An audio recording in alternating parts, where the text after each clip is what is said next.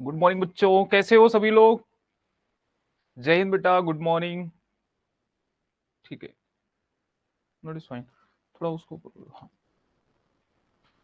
कैसे हो सभी लोग, फटाफट ज्वाइन करो and we are just going to start. खुश रहो राज पांडे। ठीक है, गुड मॉर्निंग सृष्टि यादव। ठीक है, अब तो सबका नाम लेना पड़ेगा, बच्चे धमकी देते हैं। हाँ, नो नो। ठीक है, किसी का कुछ डाउट है तो बता दो। किसी का अगर कुछ भी डाउट है तो आप मुझे बता सकते हो। ठीक है, so now we are just going to start. Ram Ram बच्चे। देखो, मैं आपको ना थोड़ा सा पार्लियामेंट इंट्रोड्यूस कर देता हूँ, थोड़ा सा पार्लियामेंट के बारे में बता देता हूँ, वहां पे बैठ के कैसे होती है, कैसे सीटिंग्स होती है। राम राम बेटा राहुल। तो वहां पे बैठ के कैसे होती है, किस तरीके से चुनाव होता है, तो थोड़ा सा जान जाओ। फिर उसके बाद अगर आप प्रधानमंत्री और फिर काउंसिल ऑफ मिनिस्टर्स के बारे में तो जानो तो बेटर है। ठीक है, क्योंकि पार्लियामेंट इंट्रोड्यूस हुए बिना आप उनको देखोगे तो थोड़ा सा कम समझ में आएगा। Good morning all. हाँ हाँ, मैं नाम तो ले रहा हूं आज। किसका नाम नहीं लिया बताओ।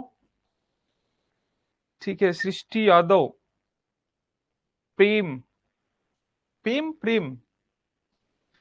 ठीक है, गुड मॉर्निंग बच्चे।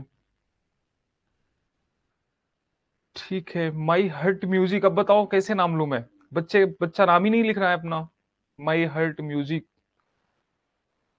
ठीक है, जय हिंद बच्चे। अभिषेक। ठीक है, जय महाकाल। सर वाइस नहीं आ रही है। सबके साथ ये इशू है क्या। वाइस आ रही है नहीं आ रही है, फटाफट बताओ। राहुल कह रहे हैं वाइस नहीं आ रही है। आई एम फाइन अभिषेक। आज, हाँ, वाइस आ रही है क्या। M I audible. कमेंट तो करो। क्लियर है। देन फाइन, आप एक बार रिफ्रेश करके वापस से ज्वाइन करो। Why you are not getting voice. Voice is clear. सभी बोल रहे क्लियर है तो join once again. Raj, I think you are facing issue. Okay fine, so I think we should start now. Sufficient मतलब हो गया डिस्कशन। आई डोंट थिंक कि किसी का कोई डाउट है। कुछ डाउट है तो बताना। और आज की जो क्लास है ना, मैं कभी बताता नहीं हूँ जो क्लास टफ होती है, लेकिन आज की क्लास बहुत ही सिंपल है, इसलिए मैं आपको बता रहा हूँ। तो आपको ऐसा फील ही नहीं होना चाहिए कि हाँ आज तो मैंने पूरे दिन कुछ पढ़ा ही नहीं। ठीक है, तो आज की क्लास बिल्कुल सिंपल होगी। थोड़ा सा देखेंगे सिंपल क्यों होगी, उसका एक रीजन है। जब मैं आपको प्रेसिडेंट पढ़ा रहा था, जब वाइस प्रेसिडेंट मैंने आपको पढ़ाया, तो थोड़ा थोड़ा मैंने इंट्रोड्यूस कर दिया आपको। ठीक है, थोड़ा सा इंट्रोड्यूस किया लोकसभा के बारे में, राज्यसभा के बारे में, तो वही सारी चीजें हम एक बार वापस से रिकैप करेंगे। ठीक है फाइन। सो जैसे कि देख रहे हैं पार्लियामेंट, तो पार्लियामेंट आपको यहाँ पे सबसे पहले हम राज्यसभा के बारे में जानेंगे, वैसे पार्लियामेंट का स्ट्रक्चर समझ लो। तो पार्लियामेंट का स्ट्रक्चर देखो, अब इसमें कुछ रॉकेट साइंस है ही नहीं। Parliament of India, also known as Sansad, इसको संसद बोलते हैं, ये तो आपको पता ही होगा। ठीक है, तो क्या बोलते हैं, संसद बोलते हैं, ये आपको पता है। ठीक है, तो अब ये सर्वोच्च विधायी निकाय है। बताओ, पार्लियामेंट से बड़ी ऐसी कोई निकाय है कि जो विधायी हो। विधायी मतलब जो कानून बनाता हो, विधान बनाता हो। ठीक है, तो उसको विधायी निकाय बोलते हैं। क्या भारत के राज्य स्तर पर भी ऐसा निकाय होता है, बिल्कुल होता है। तो भारत में जो पार्लियामेंट्री सिस्टम है वो सेंट्रल लेवल पे भी है, स्टेट लेवल पे है। ठीक है, लेकिन जो पार्लियामेंट है वो सबसे बड़ा विधायी निकाय है, तो इस बात का ध्यान रखना। ठीक है, तो पार्लियामेंट 79 से 122 देखेंगे, मतलब ऐसा नहीं कि बिल्कुल क्रम से है, बीच बीच में अदर भी आर्टिकल्स मिलेंगे, बट आप देख सकते हैं। तो जो पार्लियामेंट होता है वो तीन चीजों से मिलकर बना होता है। ठीक है, तीन चीजों से मिलकर बना होता है, यहां ऑलरेडी लिखा है तो मैं आपको बता दे रहा हूं। एक तो भारत के राष्ट्रपति उसमें होते हैं, राज्यसभा, लोकसभा।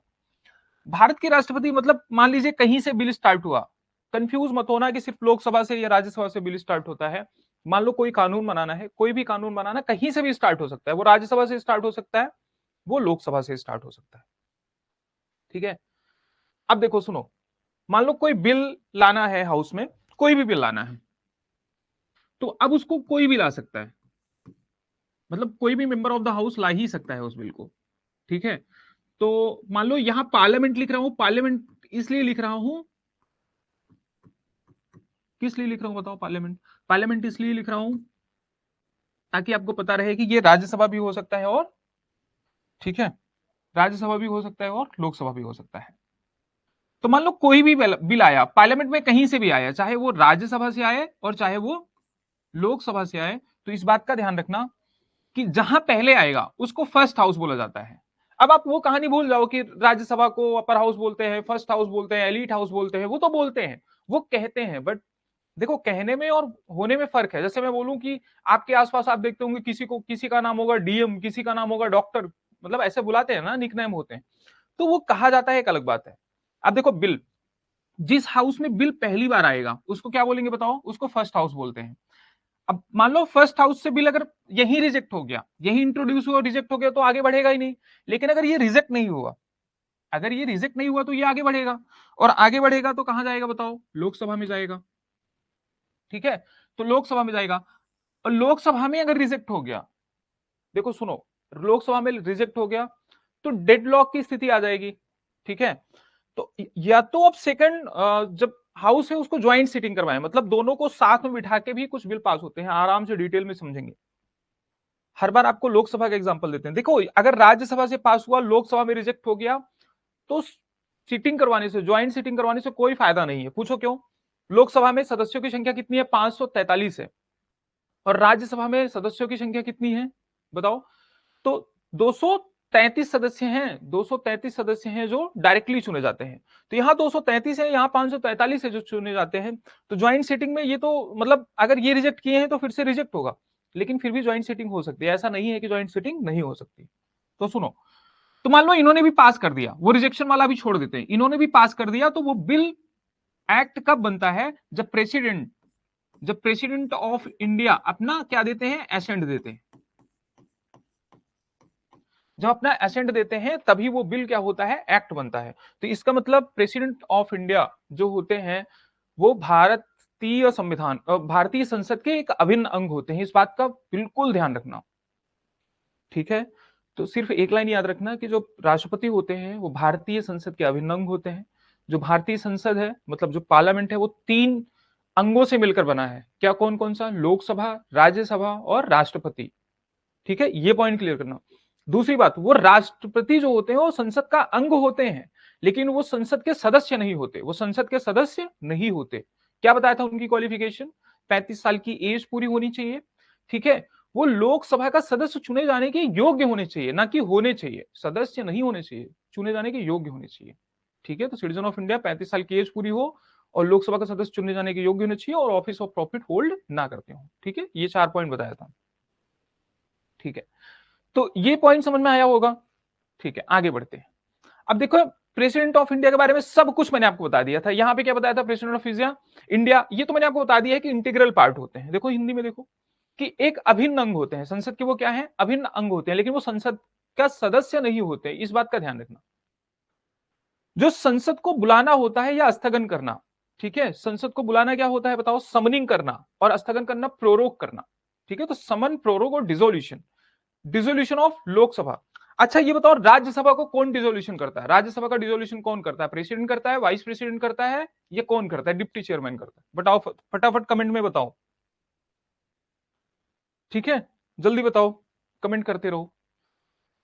तो सुनो, अब एक चीज ध्यान दे लो, एकदम नॉर्मल बता रहा हूं, आगे और डिटेल में बताऊंगा, इसलिए बता रहा हूं ताकि आगे जब बताऊं तो एक ही बार में समझ में आ जाए। ठीक है, तो मैंने बोला वो समन करते हैं हाउस। ठीक है, समन मतलब पहली बार बुलाना। फिर क्या करते हैं? प्रोरोग करते हैं। ठीक है, और क्या करते हैं बताओ? डिसोल्यूशन करते हैं।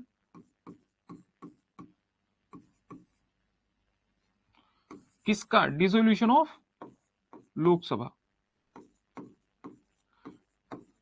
ये लोकसभा का डिसोल्यूशन करते हैं। राज्यसभा का डिसोल्यूशन कौन करता है? बच्चे बता रहे हैं वाइस प्रेसिडेंट। एक बच्चा बोल रहा है कि डिप्टी चेयरमैन। ठीक है, ग्रेट। डीपी कौन है? ठीक, अच्छा डिप्टी प्रेसिडेंट, ये बच्चा बोल रहा है डीपी कोई नहीं कर सकता। एक बच्चा बोल रहा है कोई कर ही नहीं सकता। अच्छा, राज पांडे बोल रहे हैं कोई नहीं कर सकता। ठीक है, सुनो अब मेरी बात ध्यान से सुनो। अब इनके मतलब ये 3 चीजें होती हैं, और इसके अलावा भी कुछ चीजें होती हैं। कौन सी चीज होती है बताओ? एक होता है एडजन, एक होता है एडजन साइनेडाई।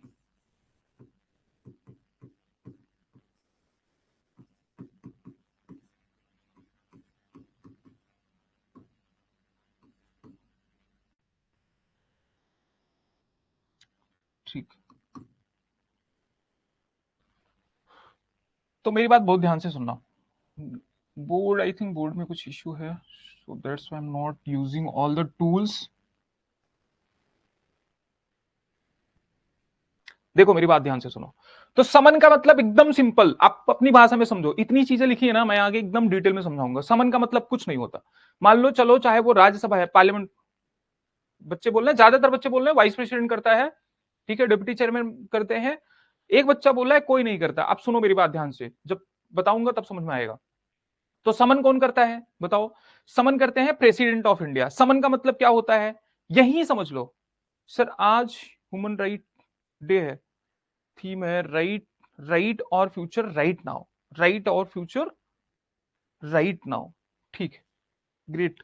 कौन सा बच्चा ये है, इतना जागरूक हो गया है? गौरव सिंह। ठीक है, ग्रेट गौरव। अब यहां देखो, ध्यान दो, सुनो मेरी बात ध्यान से।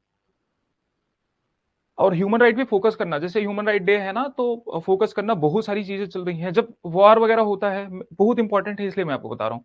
जब वॉर वगैरह होता है तो आप क्या देखते हो, कौन सी मिसाइल किसने मारी, ठीक है, किम जोंग उन। मतलब देखो, अथॉरिटेरियन टोटलिटेरियन से क्वेश्चन पूछे गए, जिसने इससे पहले दिया होगा डिफेंस का एग्जाम, सीडीएस का, सीएपीएफ का, उसको आइडिया होगा। तो क्या मतलब आप देखते हो किम जोंग उन कैसे दिखता है, उसकी आंखें कैसे मोटी मोटी दिखती हैं, मतलब आप क्या, आप उसमें मजे ढूंढते हो। और क्वेश्चन कहां से आता है बताओ? आप देखते हो कि रसिया ने कितने बम मारे, अरे बम पूछ थोड़ी ना पूछेगा कि गिने गए ऐसे 100 बम मारे कि 300 बम मारे कि 30 मारे। पूछेगा क्या कि उसकी बाउंड्रीज, मतलब कि पूछा ना, क्वेश्चन क्या आया कि रसिया और यूक्रेन, मतलब कौन सी ऐसी कंट्री है कि जिसकी बाउंड्री रसिया और यूक्रेन दोनों से लगती है। ठीक है, तो इस तरीके से क्वेश्चन आते हैं। ठीक है, अथॉरिटेरियन टोटलिटेरियन क्या है, मतलब टोटलिटेरियन से आप क्या समझते हैं? चार स्टेटमेंट दिया और इसमें से पूछा कि कौन सा एक टोटलिटेरियन स्टेट की निशानी नहीं है। तो टोटलिटेरियन मैं आपको इसलिए बता रहा हूं, हो सकता है कि कहीं अथॉरिटेरियन के बारे में पूछ ले जाए। तो अथॉरिटेरियन का मतलब सिंपल सा इतना होता है, बहुत इंपॉर्टेंट है इसलिए बता रहा हूं, नहीं तो याद नहीं आएगा तो फिर कैसे बताऊंगा। अथॉरिटेरियन का मतलब सिंपल सा होता है कि आपके पॉलिटिकल स्फेयर, मतलब जैसे वोट देना हुआ, ठीक है, वोट देना हुआ, टहलना घूमना, इन सारी चीजों, मतलब पॉलिटिकल स्फेयर में जो चीजें आती हैं उस पर गवर्नमेंट का कंट्रोल हो जाए, उसको अथॉरिटेरियन बोलते हैं।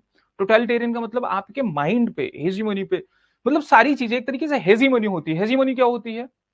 पूरी तरीके से कंप्लीट कंट्रोल बोलते हैं उसको, मतलब तुम क्या सोचोगे, कैसे उठोगे बैठोगे, वो सारी चीजें।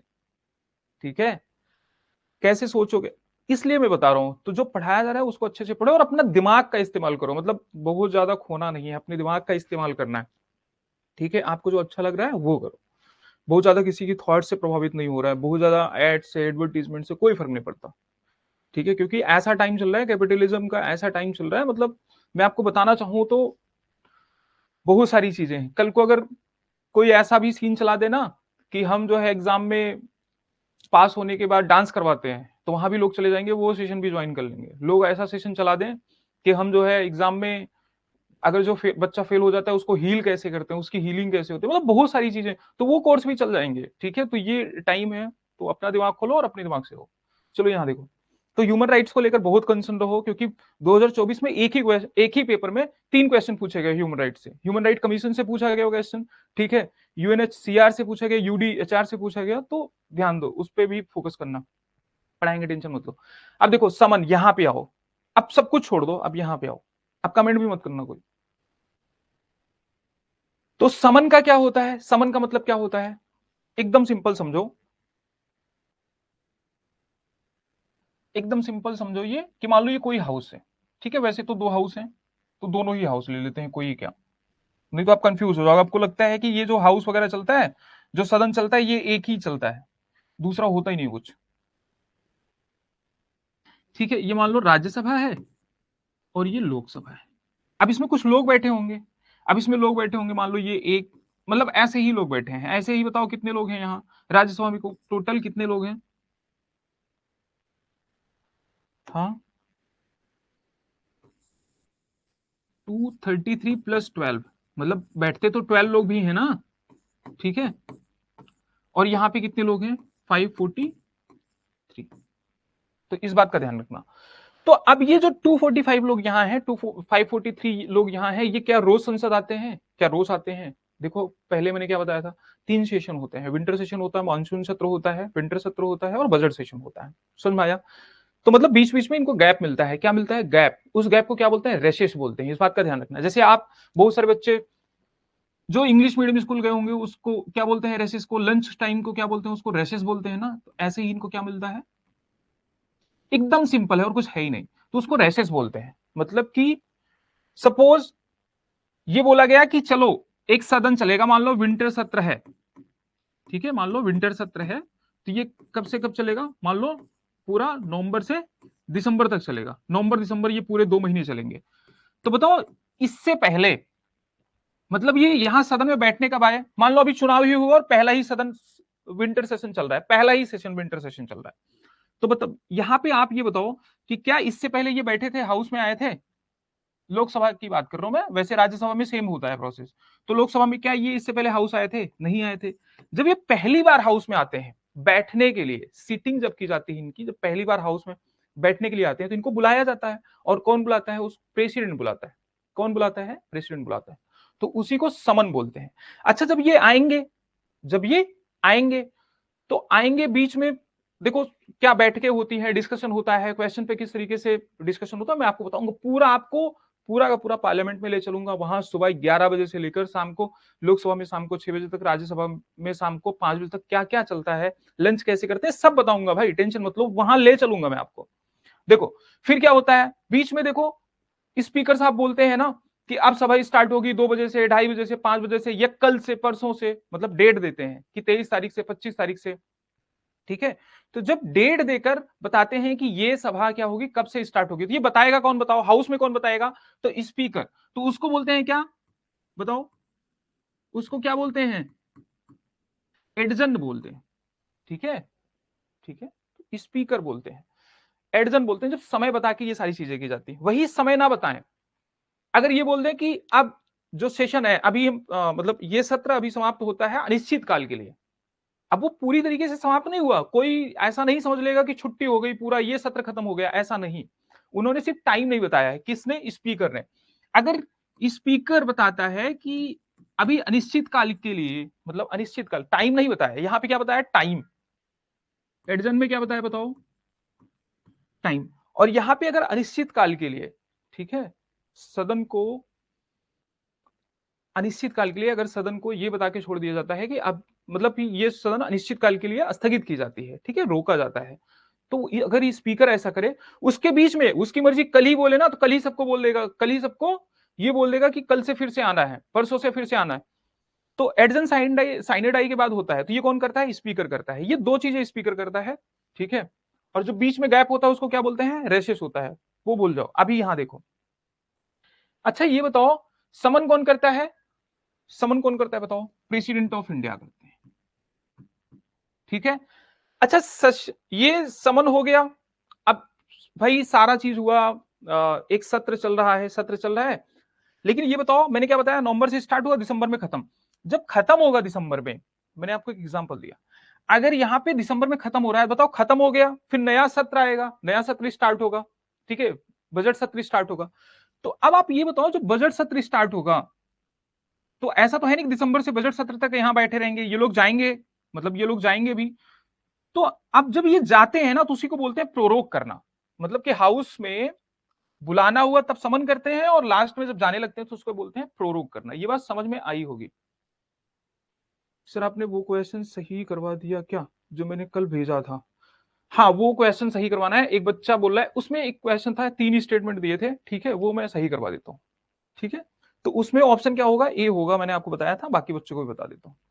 जो डीपीपी मिली है उसको सॉल्व करो, जो क्वेश्चन सॉल्व करोगे तो दिमाग थोड़े खुलेंगे। वो क्वेश्चन बनाया मैंने ही है, ठीक है, वो किसी एग्जाम में आया नहीं है बट बनाया मैंने है।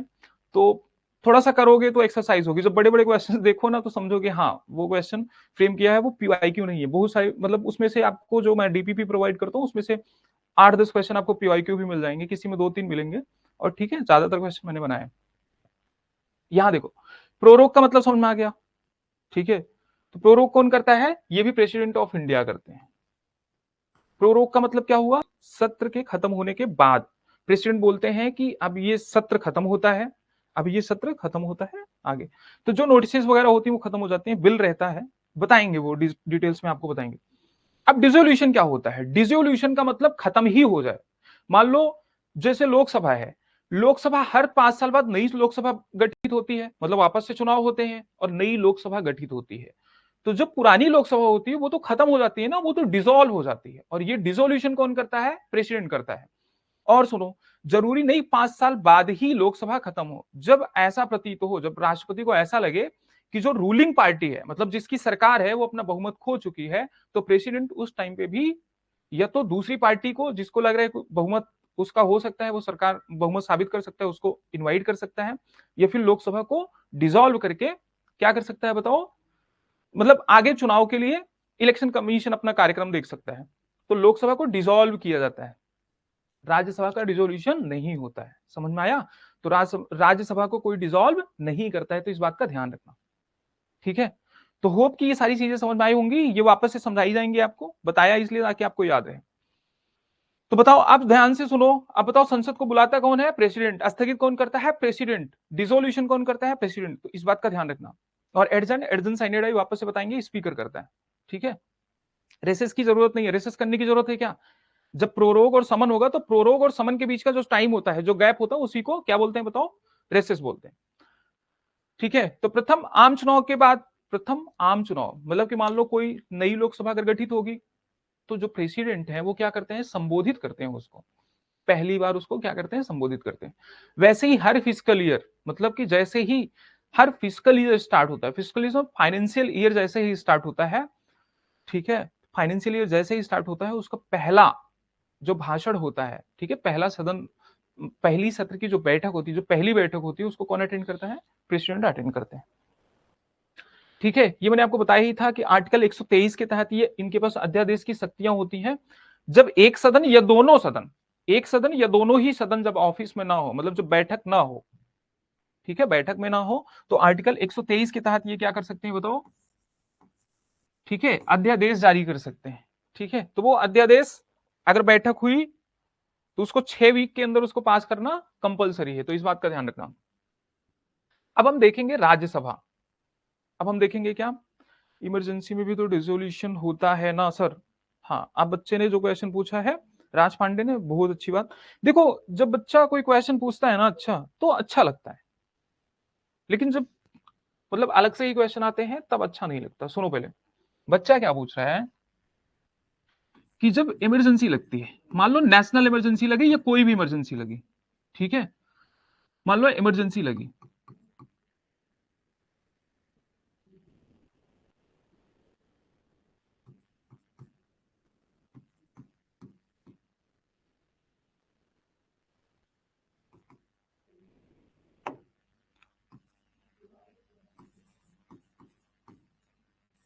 ठीक है, मान लो नेशनल इमरजेंसी लगी, तो बताओ नेशनल इमरजेंसी के टाइम पे हाउस को डिसॉल्व करेंगे या नहीं? मतलब जो स्टेट के हाउस होते हैं उसको डिसॉल्व करेंगे या नहीं?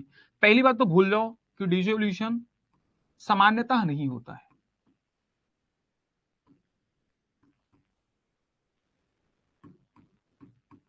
मतलब कर सकते हैं, लेकिन वो एक अलग प्रोसेस है, सामान्यता नहीं होता है। आप दिमाग लगाओ क्यों नहीं होता है डिसोल्यूशन? जो स्टेट की विधानसभाएं होती हैं उनका डिसोल्यूशन क्यों नहीं होता है नेशनल इमरजेंसी के टाइम पे? भाई नेशनल इमरजेंसी के टाइम पे बताओ कब लगता है? जब वॉर हो, एक्सटर्नल एग्रेशन हो, मतलब जनरली ये सामान्यता समझो भारत का, ये तो गृह युद्ध चल रहा हो, मतलब क्या बोलते हैं उसको? Armed rebellion. मतलब गृह युद्ध में आपको समझाने के लिए यूज कर रहा हूं। वर्ड क्या क्या है? आर्म्ड रिबिलियन है, मतलब सशस्त्र विद्रोह, वार है मतलब युद्ध है, और बताओ एक्सटर्नल एग्रेशन है, ठीक है, बाहरी अतिक्रमण। तो ये तीन चीजें हैं, तीन चीजें ही मेंशन है, चौथा नाम नहीं है, लेकिन मैं बता रहा हूं। इंटरनल आर्म्ड रेवलियन का मतलब हो गया कि एक बार से सशस्त्र विद्रोह, मतलब घर में ही युद्ध चालू हो गया, या फिर बाहर से कोई आक्रमण करे, करने का प्रयास करे, यही है ना तीन चीजें। बताओ, तो भारत पे आप बताइए, तो क्या जितने राज्य हैं उनकी विधानसभाओं को क्या भंग कर देंगे? क्यों भंग करेंगे? फिर उनका काम कैसे चलेगा? तो नहीं करते हैं। पहली बात ये समझ लो, प्रेसिडेंट रूल में ऐसा करते हैं, प्रेसिडेंट रूल में ऐसा करते हैं।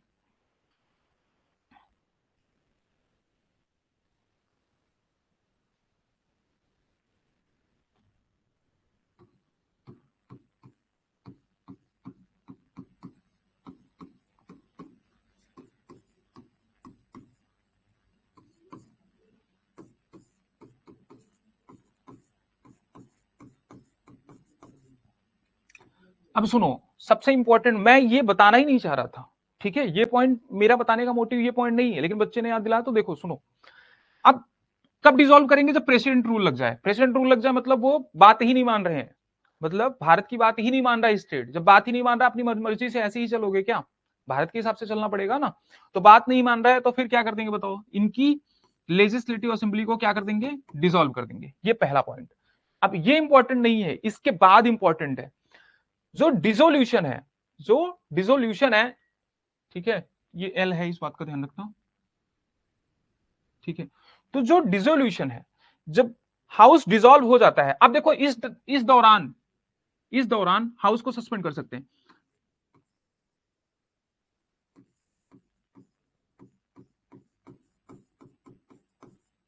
मैंने क्या बोला? होता है नहीं, हो सकता है, हाउस डिसॉल्व हो सकता है। हाउस को सस्पेंड भी कर सकते हैं, मतलब हाउस डिसॉल्व नहीं भी करेंगे, ठीक है, हाउस डिसॉल्व नहीं भी करेंगे, सस्पेंड भी कर देंगे, ये भी समझ लो, मतलब पूरी तरीके से विधानसभा को भंग नहीं करेंगे। डिसोल्यूशन का मतलब क्या होता है? भंग कर देना, ठीक है।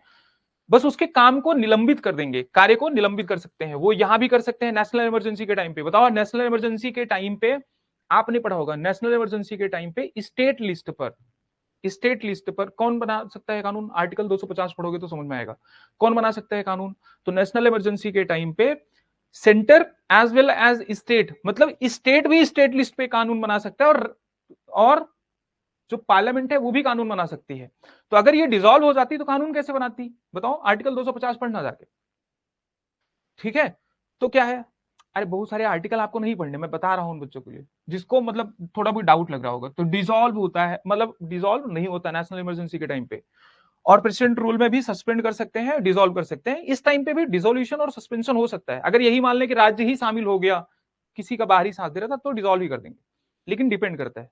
तो हमेशा हर कथन में ये मत समझना कि प्रेसिडेंट रूल लग गया, नेशनल इमरजेंसी लग गई तो हाउस डिसॉल्व हो जाएगा, मतलब लेजिस्लेटिव असेंबली डिसॉल्व हो जाएगा, स्थगित, मतलब खत्म हो जाएगा, भंग हो जाएगा, तो ऐसा नहीं होता है, ठीक है। अब सुनो, ये इंपॉर्टेंट नहीं था, इंपॉर्टेंट ये था कि अगर हाउस सस्पेंड हुआ है, हाउस सस्पेंड हुआ है, सस्पेंड मतलब सिर्फ उनका काम रोका गया है, उनको खत्म नहीं किया गया, भंग नहीं किया गया है। तो अब सुनो, स्थगित किया गया है उनका काम। तो ये, अगर मान लीजिए प्रेसिडेंट का इलेक्शन होता है, तो यहां पे जो एमएलएज होते हैं, कौन होते हैं बेटा? जो एमएलएज होते हैं, ये पार्टिसिपेट कर सकते हैं कि नहीं राष्ट्रपति के चुनाव में? हाँ, ये क्वेश्चन अगर पूछ लिया जाए तो फिर फंस जाओगे, ठीक है।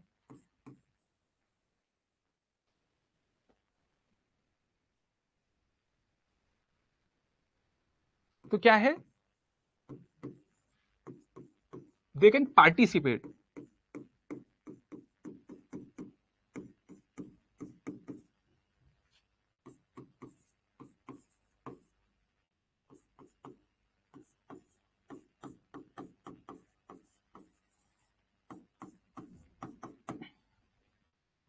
तो ये प्रेसिडेंट के चुनाव में पार्टिसिपेट कर सकते हैं और वो नहीं कर सकते, इस बात का ध्यान रखना।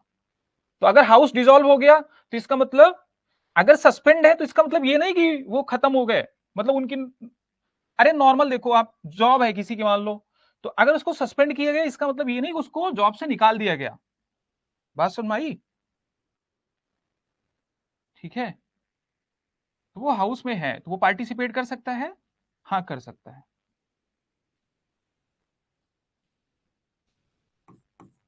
यहां पे लिखो दे कैन नॉट,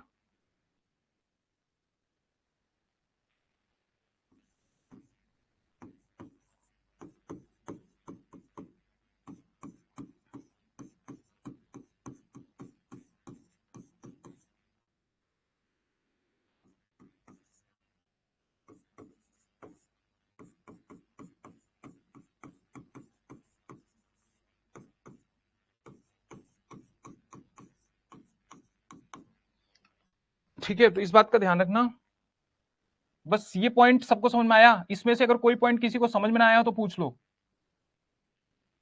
ठीक है। किसी को अगर कोई पॉइंट समझ में ना आया हो तो पूछो, ठीक है। तो नेशनल इमरजेंसी के टाइम पे समझ में आया, हाउस डिसॉल्व होता है, सस्पेंड होता है, सब छोड़ो, अब आओ राज्यसभा।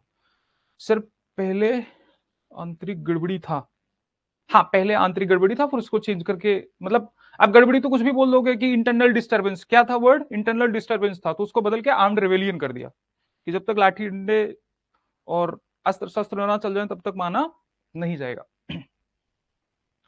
सुनो, यहां देखो, एक बात है, क्या है बताओ, कौन सी बात है? सुनो, अब जो राज्यसभा है इसको राज्यसभा क्यों बोलते हैं? इसको राज्यसभा इसलिए बोलते हैं, राज्यसभा को राज्यसभा क्यों बोलते हैं? राज्यसभा तो चलो नाम है, इसको बोलते हैं काउंसिल ऑफ स्टेट्स, मतलब राज्य की सभा। बात समझ में आया? राज्य की सभा इसलिए बोलते हैं क्योंकि ये स्टेट्स को रिप्रेजेंट करता है, स्टेट्स को रिप्रेजेंट करता है। चलो ठीक है, एक बात है, वो बात बाद में बताना अगर तुम नहीं बता रहे हो तो। किसको रिप्रेजेंट करता है बताओ? अब हम किसकी बात करने जा रहे हैं? राज्यसभा। ठीक है, बहुत ध्यान से सुनना।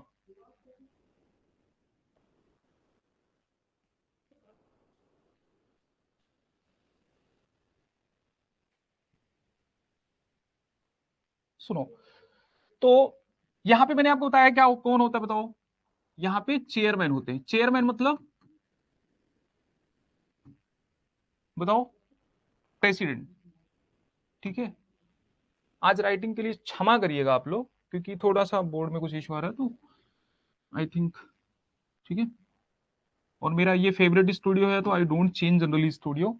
देखो यहां पे ध्यान से सुनो, तो सबसे ऊपर कौन होता है? चेयरमैन होता है, फिर डेप्यूटी चेयरमैन होता है,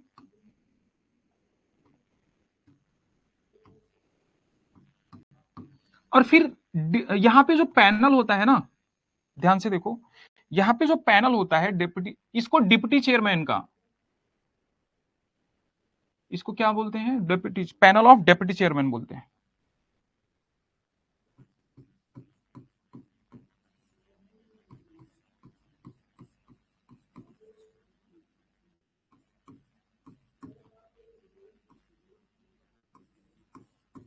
ठीक है, और फिर क्या होते हैं? बाकी मेंबर्स भी होते हैं।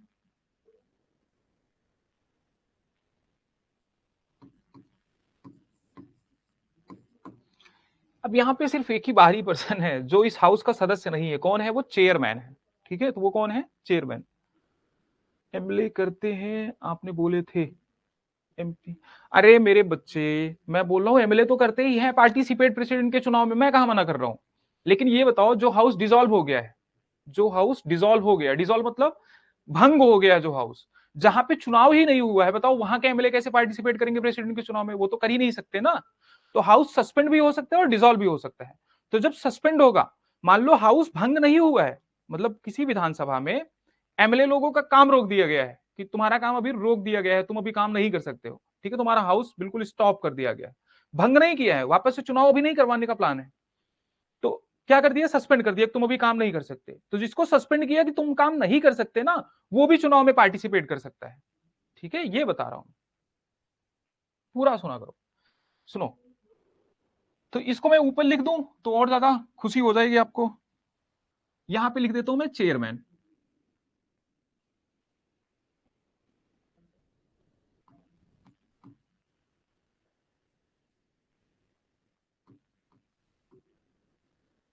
चेयरमैन मतलब कौन होता है बताओ? वाइस प्रेसिडेंट होता है ये, तो इस बात का ध्यान रखना।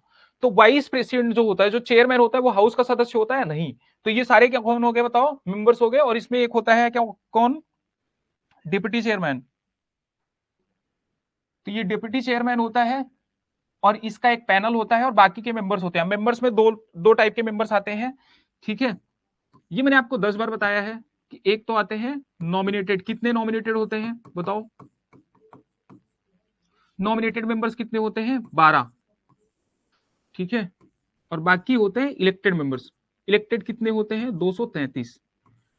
अब ये जो इलेक्ट किए जाते हैं, इनको कौन चुनता है बताओ? ठीक है, इनका इलेक्शन कौन करता है? ठीक है, एमएलएज। कौन चुनता है इनको? एमएलए चुनते हैं। ठीक है, तो इलेक्टेड वाइज एमएलएज, पहला पॉइंट। दूसरा पॉइंट ध्यान दो। अच्छा बताओ, क्या सभी यूनियन टेरिटरी में राज्यसभा की सीट्स हैं? तो सभी यूनियन टेरिटरी में राज्यसभा की सीट्स नहीं है। कहां कहां पे है राज्यसभा की सीट्स बताओ? एकदम सिंपल, तो ऑल स्टेट्स में तो है ही, प्लस ठीक है, कहां पे? यूनियन टेरिटरीज, यूटीज में। यूटीज में कहां कहां पे है?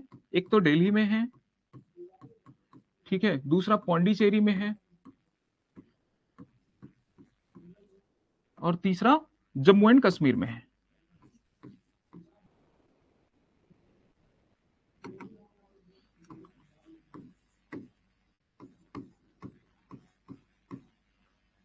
ठीक है, जम्मू एंड कश्मीर में है। अब आप बोलोगे कि जम्मू एंड कश्मीर वाले पार्टिसिपेट नहीं करते प्रेसिडेंट के इलेक्शन में, तो member of legislative assembly Jammu Kashmir के नहीं करते, वो करते हैं। अब वो जो वहां पढ़ाया था उसको भूल जाओ, वहां जो बताया था वही सही था। अब ऐसे कंफ्यूज मत होना कि इनकी राज्यसभा की सीट हो तो ये भी पार्टिसिपेट करेंगे, वो सब लॉजिक नहीं चलेगा। मैंने एग्जाम्पल दिया था वहां पे। ठीक है, तो ये पॉइंट है, इस बात का ध्यान रखना। अब इनको कौन चुनता है, मैंने क्या बताया कि मेंबर ऑफ लेजिस्लेटिव असेंबली चुनते हैं। कैसे चुनते हैं वो भी बता रहा हूं, रुको। ठीक है, कैसे चुनते हैं वो भी बता रहा हूं।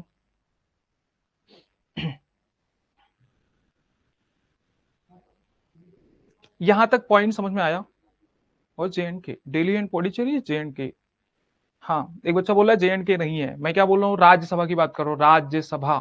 प्रेसिडेंट का इलेक्शन भूल जाओ। प्रेसिडेंट के इलेक्शन में कौन पार्टिसिपेट करता था? MLAs of all states plus MLAs of Delhi and Pondicherry, बस। लेकिन मैं बोल रहा हूँ राज्यसभा में सीट किसकी किसकी है, तो बताओ किसकी किसकी है? ऑल स्टेट्स की तो है ही, दिल्ली पौंडीचेरी की है, प्लस जम्मू एंड कश्मीर की भी है। ठीक है,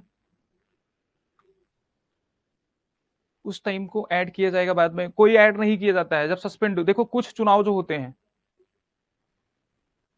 ठीक, अच्छा सस्पेंड किया जाता है तो अगर टाइम फ्रेमिंग में देखोगे तो 5 साल ही लिया जाएगा, तो सस्पेंशन तो लिया ही जाएगा ना, डिसॉल्व नहीं हुआ है।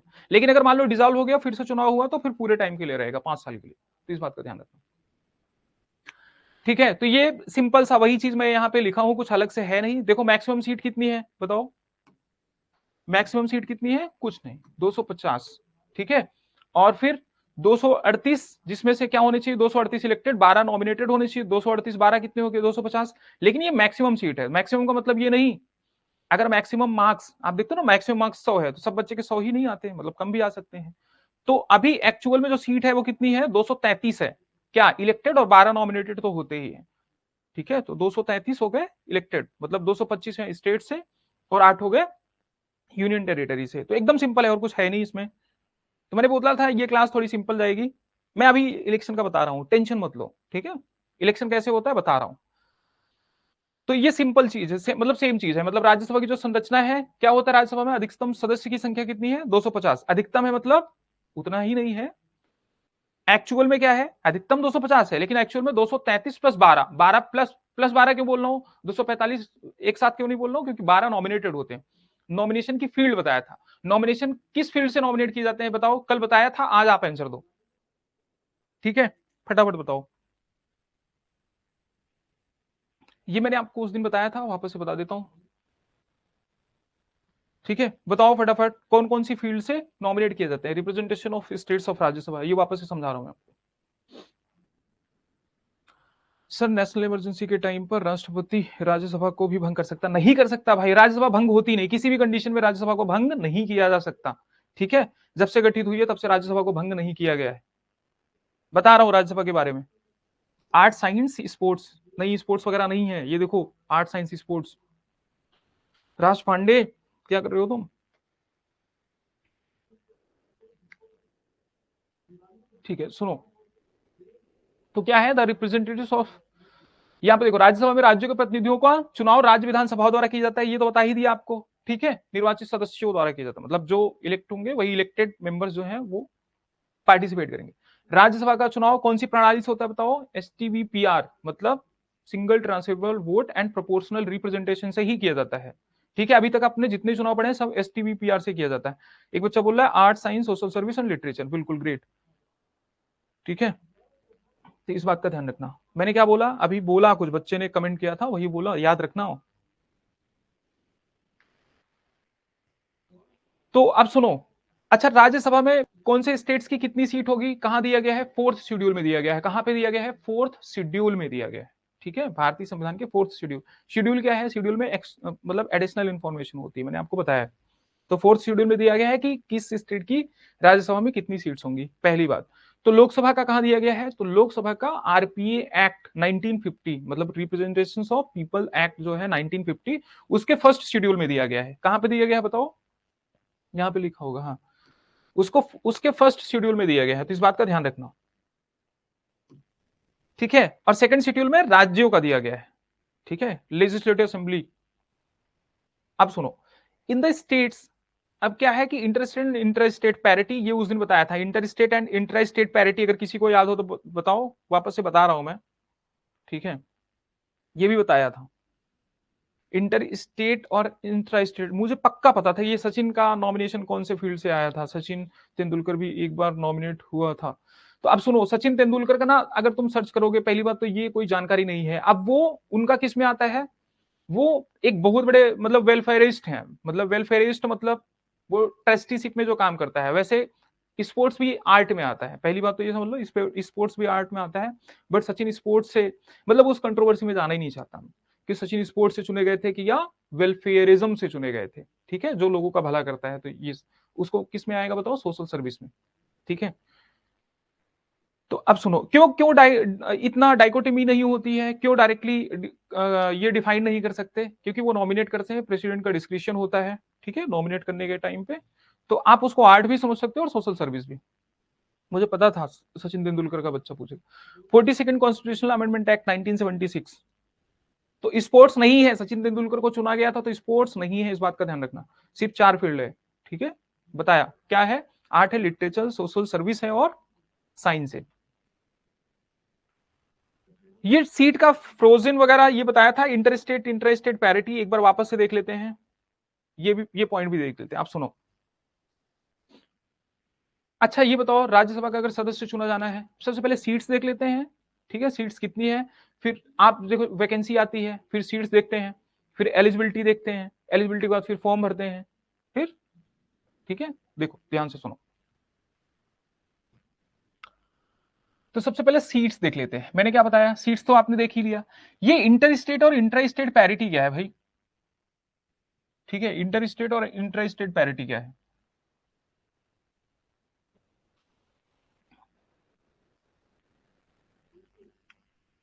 एकदम सिंपल समझना, उस दिन भी समझाया था, आज भी समझा रहा हूं। मान लो ये राजस्थान है, क्या है, राजस्थान है, ठीक है, और ये क्या है, उत्तर प्रदेश है, ठीक है, या बिहार ले लो, आप जो मर्जी आप ले लो, महाराष्ट्र भी आप ले सकते हो, ये उत्तर प्रदेश है। अब सुनो, यहां पे पॉपुलेशन देखो, राजस्थान की का जो एरिया है वो ज्यादा है, उत्तर प्रदेश का जो एरिया है वो क्या है, कम है। लेकिन पॉपुलेशन कहां का ज्यादा है, उत्तर प्रदेश का। उत्तर प्रदेश में मान लो जनसंख्या कितनी है, 1000। बहुत ध्यान से समझना जो समझाने जा रहा हूं, कितना है, 1000। और राजस्थान में मान लो जनसंख्या कितनी है, 800। अब सुनो, अब जो सीट्स का बंटवारा होगा, चाहे वो राज्यसभा का, लोकसभा का, या लेजिस्लेटिव असेंबली का, ठीक है, राज्यसभा, लोकसभा, लेजिस्लेटिव असेंबली का जो सीट का बंटवारा होगा वो पॉपुलेशन के हिसाब से होगा। पहली बात समझो, किसके हिसाब से होगा, पॉपुलेशन के हिसाब से होगा। पॉपुलेशन के हिसाब से होगा मतलब, अगर अब सुनो, यहां पे मैंने हाइपोथेटिकल नंबर लिया है, मान लो यहां पे सिर्फ 800 लोग हैं और यूपी में 1000 है। ज्यादा क्यों लिया आपको पता है, क्योंकि यहां पॉपुलेशन ज्यादा है, यहां पॉपुलेशन कम है, इसका एरिया ज्यादा है, इसका एरिया कम है। सुनो, अब मेरी बात ध्यान से सुनना। अब अगर मान लो 100% 100% पर सीट, अगर 100% पर सीट है तो उत्तर प्रदेश में कितनी सीट होगी बताओ, 1000 को 100 से डिवाइड कर दो, कितनी सीट हो गई बताओ फटाफट, 10 सीट हो गई। और यहां पे कितनी सीट हो गई, ठीक है, यहां पे कितनी सीट हो गई, 8 सीट हो गई, यही हुई ना। तो मतलब इस राज्य को मिल गए 8 सीट और इस राज्य को मिल गए 10 सीट। ये पॉइंट समझ में आया होगा। अब सुनो, ये तो हो गया क्या, inter state parity. Inter state मतलब पॉपुलेशन के हिसाब से, ठीक है। दूसरी बात सुनो, बहुत ध्यान से सुनना, अब इंटर स्टेट पैरिटी भी होनी चाहिए।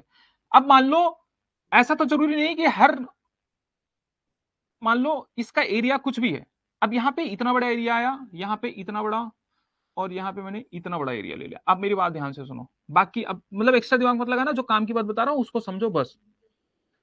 मान लो ये 15 किलोमीटर स्क्वायर का एरिया है, 15 वर्ग किलोमीटर का एरिया है, और ये कितने का एरिया है, ये मान लो सिर्फ 5 वर्ग किलोमीटर का एरिया है। मान लो ये सिटी टाइप एरिया है, ठीक है, और ये रूरल एरिया है। तो यहां 5 वर्ग किलोमीटर के ही क्षेत्र में एक सीट दे दिया। क्यों? क्योंकि यहां पर पॉपुलेशन कितनी थी बताओ? अरे 100 पॉपुलेशन रही होगी ना, मतलब 100 लोग रहे होंगे, इसलिए कितनी दे दी बताओ? एक सीट। यहां पॉपुलेशन कितनी रही होगी? 15। यहां भले एरिया ज्यादा है, यहां पे बताओ, यहां पे भी 100% रहे होंगे, मतलब यहां 15 वर्ग किलोमीटर में 100 लोग हैं, यहां 5 वर्ग किलोमीटर में 100 लोग हैं। आप इमेजिन करो आपके आसपास क्षेत्र मिल जाएंगे, मतलब थोड़ी सी ही जगह में बहुत सारे लोग होंगे और बहुत सारी जगह खाली पड़ी है, वहां पे बहुत कम घर होंगे, बहुत कम लोग होंगे। तो यहाँ 15 वर्ग किलोमीटर में 100 लोग हैं, इसका मतलब यहाँ पे एक सीट दे दी। अब देखो यहाँ पे क्या एरिया देख के सीट दिया है? नहीं।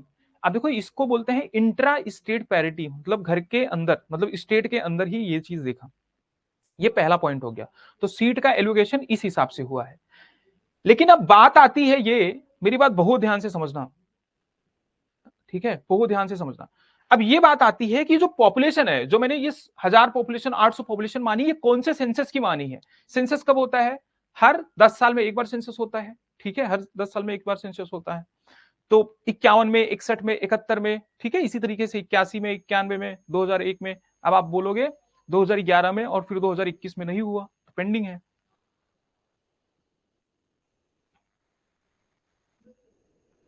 हाँ, एक बच्चा बोल रहा है कि एससी एसटी के पॉपुलेशन में। हाँ, देखो अब इसमें देखो, अब ये डिसाइड करेंगे। अब एससी एसटी को रिप्रेजेंटेशन देंगे, मतलब जो सीट्स होंगी ना, वो एससी एसटी के लिए भी सीट्स रिजर्व होती हैं। चुनाव होता है लेकिन सीट्स रिजर्व होती है, वहां से सिर्फ और सिर्फ कौन चुनाव लड़ सकता है? SC candidate.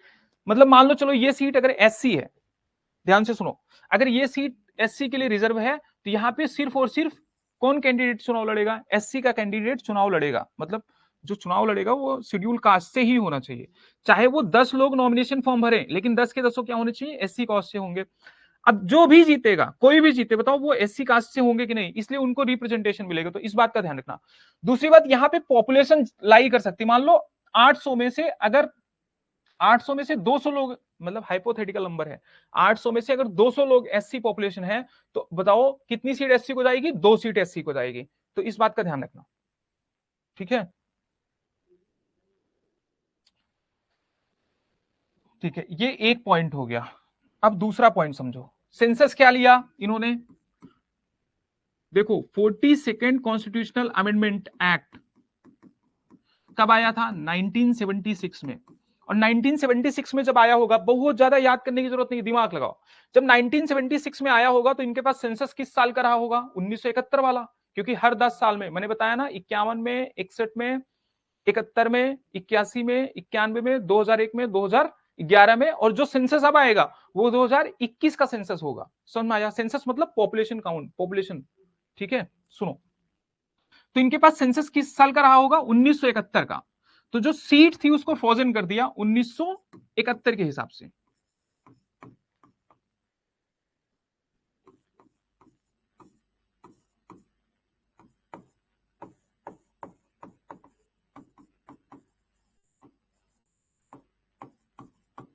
सीट्स को फ्रोजन कर दिया 1971 की पॉपुलेशन के हिसाब से। ये बात समझ में आई होगी, ठीक है। कौन से संविधान संशोधन से? 42वें संविधान संशोधन से। क्यों फ्रोज कर दिया? यहां तो एक तो नॉर्थ ईस्ट के स्टेट्स देखो, और ऊपर से साउथ के स्टेट्स देख लो, ठीक है, जैसे केरला हो गया, तमिलनाडु हो गया, कर्नाटका हो गया, तो ये स्टेट्स देख लो। ये तो क्या कर रहे हैं? पॉपुलेशन कंट्रोल कर रहे हैं, मतलब ये पॉपुलेशन कंट्रोल करने के लिए प्लानिंग चला रहे हैं, पॉपुलेशन कंट्रोल कर रहे हैं ताकि रिसोर्सेस कम ना पड़ जाए। और वहीं उत्तर प्रदेश देख लो, बिहार देख लो, ठीक है, पश्चिम बंगाल देख लो, ये क्या पॉपुलेशन बढ़ाते जा रहे हैं। मतलब एक तरफ तो बेचारे कम कर रहे हैं, ये बढ़ाते जा रहे हैं, और ये बढ़ाते जा रहे हैं, उसके ऊपर से इनका फायदा भी हो रहा है। अगर सीट्स आपके पास ज्यादा रहेगी, आपका फायदा होगा कि नहीं? होगा ना। मतलब उत्तर प्रदेश की 80 सीट्स हैं, जिस पार्टी के पास 80 की 80 सीटें चले जाए, समझ लो उसकी क्या स्थिति हो जाए। यहां देखो, तो ये पॉइंट समझ में आया। तो इसको फ्रोज कर दिया,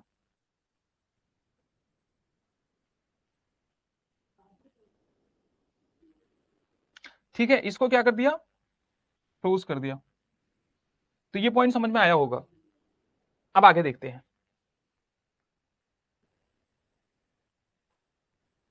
तो सेंसस के हिसाब से फ्रोज कर दिया।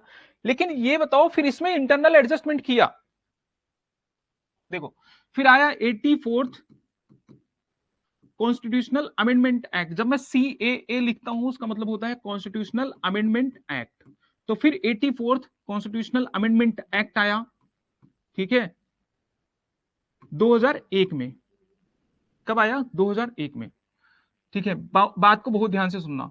तो इन्होंने अब 2001 में आया, तो अब जरूरी तो है नहीं कि एक में एक का सेंसस पूरा हो जाएगा, तो इनके पास सेंसस अवेलेबल था 1991 का, तो बहुत ध्यान से सुनना। तो इन्होंने इंटर मतलब सीट्स तो अभी भी सभी स्टेट्स को जो सीट्स एलोकेट की गई है किसके हिसाब से? 1971 के हिसाब से की गई है। जिसको ये समझ में नहीं आएगा वो एक बार प्रेसिडेंट वाला चैप्टर देखना, वहां भी बताया था। तो अभी इनके पास सेंसस कौन सा अवेलेबल बताओ? 1991 वाला, ठीक है।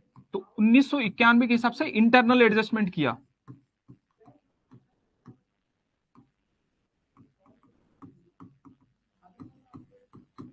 ठीक है।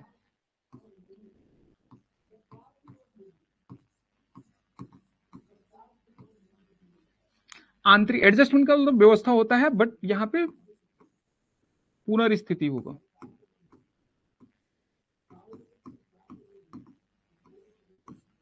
ठीक है। तो फिर आंतरिक एडजस्टमेंट किया, मतलब इंटरनल एडजस्टमेंट किया 84th कॉन्स्टिट्यूशनल अमेंडमेंट एक्ट के द्वारा।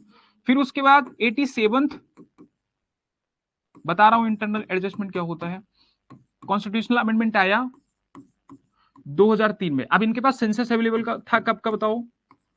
2001 का। ये 1991 का सेंसस है। सेंसस मतलब पॉपुलेशन काउंट, ठीक है।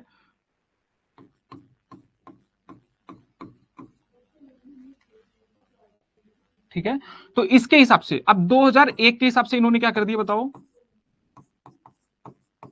इंटरनल एडजस्टमेंट कर दिया।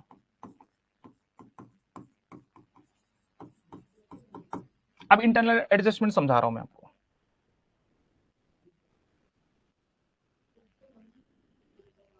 एकदम सिंपल है, कुछ है ही नहीं इसमें।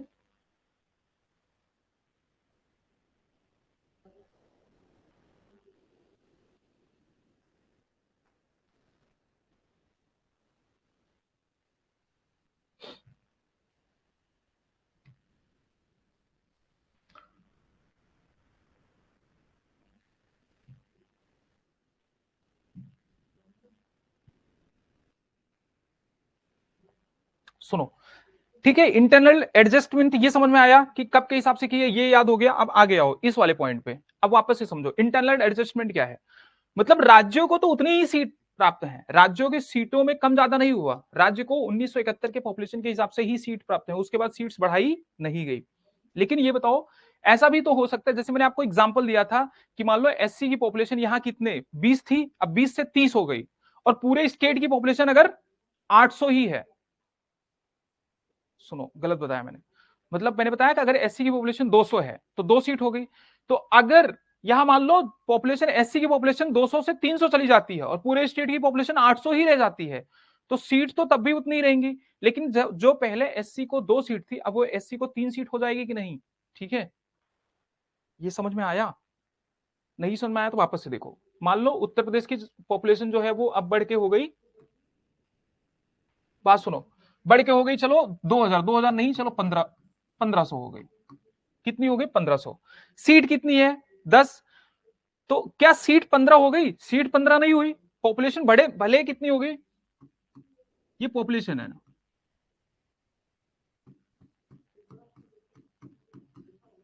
ठीक है, तो पॉपुलेशन इंक्रीज हो गया 1000 से 1500। ध्यान से समझो, इसको मैं नॉर्मल सा यूपी लिख देता हूं, ठीक है। तो पॉपुलेशन, सीट अब भी कितनी है? 10 सीट है। अगर अब भी 10 सीट है, तो पॉपुलेशन मतलब कि पर सीट कितने पॉपुलेशन के हिसाब से हो गई? 150 पॉपुलेशन। मतलब अगर 1500 को 10 से डिवाइड करोगे तो 150, मतलब पर सीट कितनी पॉपुलेशन हो गई? 150। तो बताओ ये इंटरनल एडजस्टमेंट हो गया कि नहीं?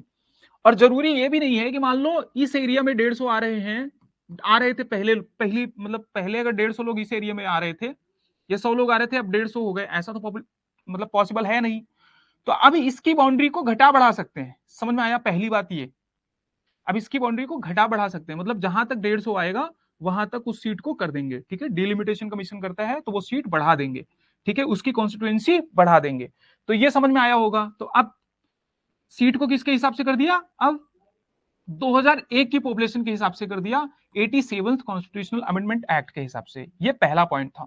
दूसरा पॉइंट सुनो, मान लो उत्तर प्रदेश में भी यहां पे जो एससी पॉपुलेशन है, एसटी भी हो सकता है, मैं एसटी भी ले सकता हूं, लेकिन आपको एससी का एग्जांपल दे रहा हूं। मान लो पहले यहां भी कितने एससी सीट कितनी थी, एससी लोग सिर्फ 100 थे, शेड्यूल कास्ट के सिर्फ 100 लोग थे। कितने लोग थे, 100। तो इसमें शेड्यूल कास्ट के लिए इसमें से कितनी सीट रिजर्व हुई थी, सिर्फ 1 सीट रिजर्व।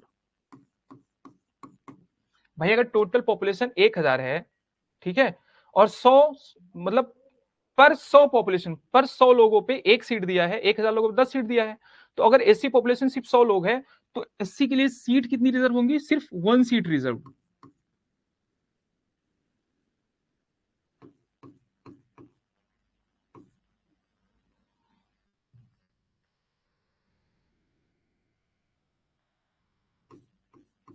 ठीक है, अब सुनो, ये पॉपुलेशन है, मतलब ये कंप्यूटर तो है नहीं, ये कैलकुलेटर तो है नहीं कि बिल्कुल जो जनसंख्या है जैसे ये 1500 हो गए तो वैसे ही 100 से बढ़ के 150 हो जाएंगे, तो ऐसा तो है नहीं कि इनको आधी सीट और मिल जाएगी। तो पॉपुलेशन बढ़ सकती है, ज्यादा स्पीड से बढ़ सकती है। तो मान लो ये पॉपुलेशन पहले 100 थी, अब ये 300 हो गई। कितनी हो गई बताओ, 300 हो गई। पॉपुलेशन कितनी बढ़ गई, यहां पे देखो एससी पॉपुलेशन कितनी हो गई, मैं आपको सिर्फ समझा रहा हूं। 300 हो गई। तो अगर 300 हो गई, 150 पे अगर 1 सीट दे रहे हैं तो आप ये इनको कितनी दे देंगे, 2 सीट। पहले कितनी थी, 1 सीट। पहले कितनी सीट थी, 1 सीट। अगर ये पॉपुलेशन एससी की सिर्फ 150 ही होती, मतलब सिर्फ 50 बढ़ी होती, तब भी एससी को सिर्फ 1 ही सीट रिजर्व रहती। लेकिन अगर एससी की पॉपुलेशन अगर 300 हो गई, पूछो तो 300 हो गई तो इनको 2 सीट रिजर्व हो जाएगी नहीं। ये इंटरनल एडजस्टमेंट होता है, एरिया का भी एडजस्टमेंट और पॉपुलेशन के हिसाब से भी एडजस्टमेंट। अब इसमें एक्स्ट्रा दिमाग मत लगाना, अगर 151 हो गई तो 152 हो गई तो 155 हो गई, तो ये सब नहीं दिमाग लगाना, क्योंकि वो डिलिमिटेशन कमीशन वो डिसाइड करता है, इलेक्शन कमीशन डिसाइड करता है। समझ में आया, स्कैटर्ड होगी पूरे स्टेट में। हाँ सुनो, पूरे स्टेट की पॉपुलेशन देखी जाती है, लेकिन एससी की सीट कहां रिजर्व करेंगे, जहां सबसे ज्यादा एससी या एसटी पॉपुलेशन होगी वहीं सीट रिजर्व करेंगे। समझ में आया, इस बात का ध्यान रखो। और ऐसा पॉसिबल नहीं है कि एक ही जगह पे एससी रहेंगे, ऐसा पॉसिबल नहीं है। तो उसमें कौन पार्टिसिपेट करेगा, जो चुनाव लड़ेंगे वो तो उसी पॉपुलेशन से होंगे, मतलब वो एससी ही होंगे, लेकिन जो उनको वोट देंगे वो सारी ही जनसंख्या होगी। ठीक है, वो एससी एसटी जनरल जितने भी होंगे, ओबीसी सब देंगे। मेरी बात समझ आई, ठीक है।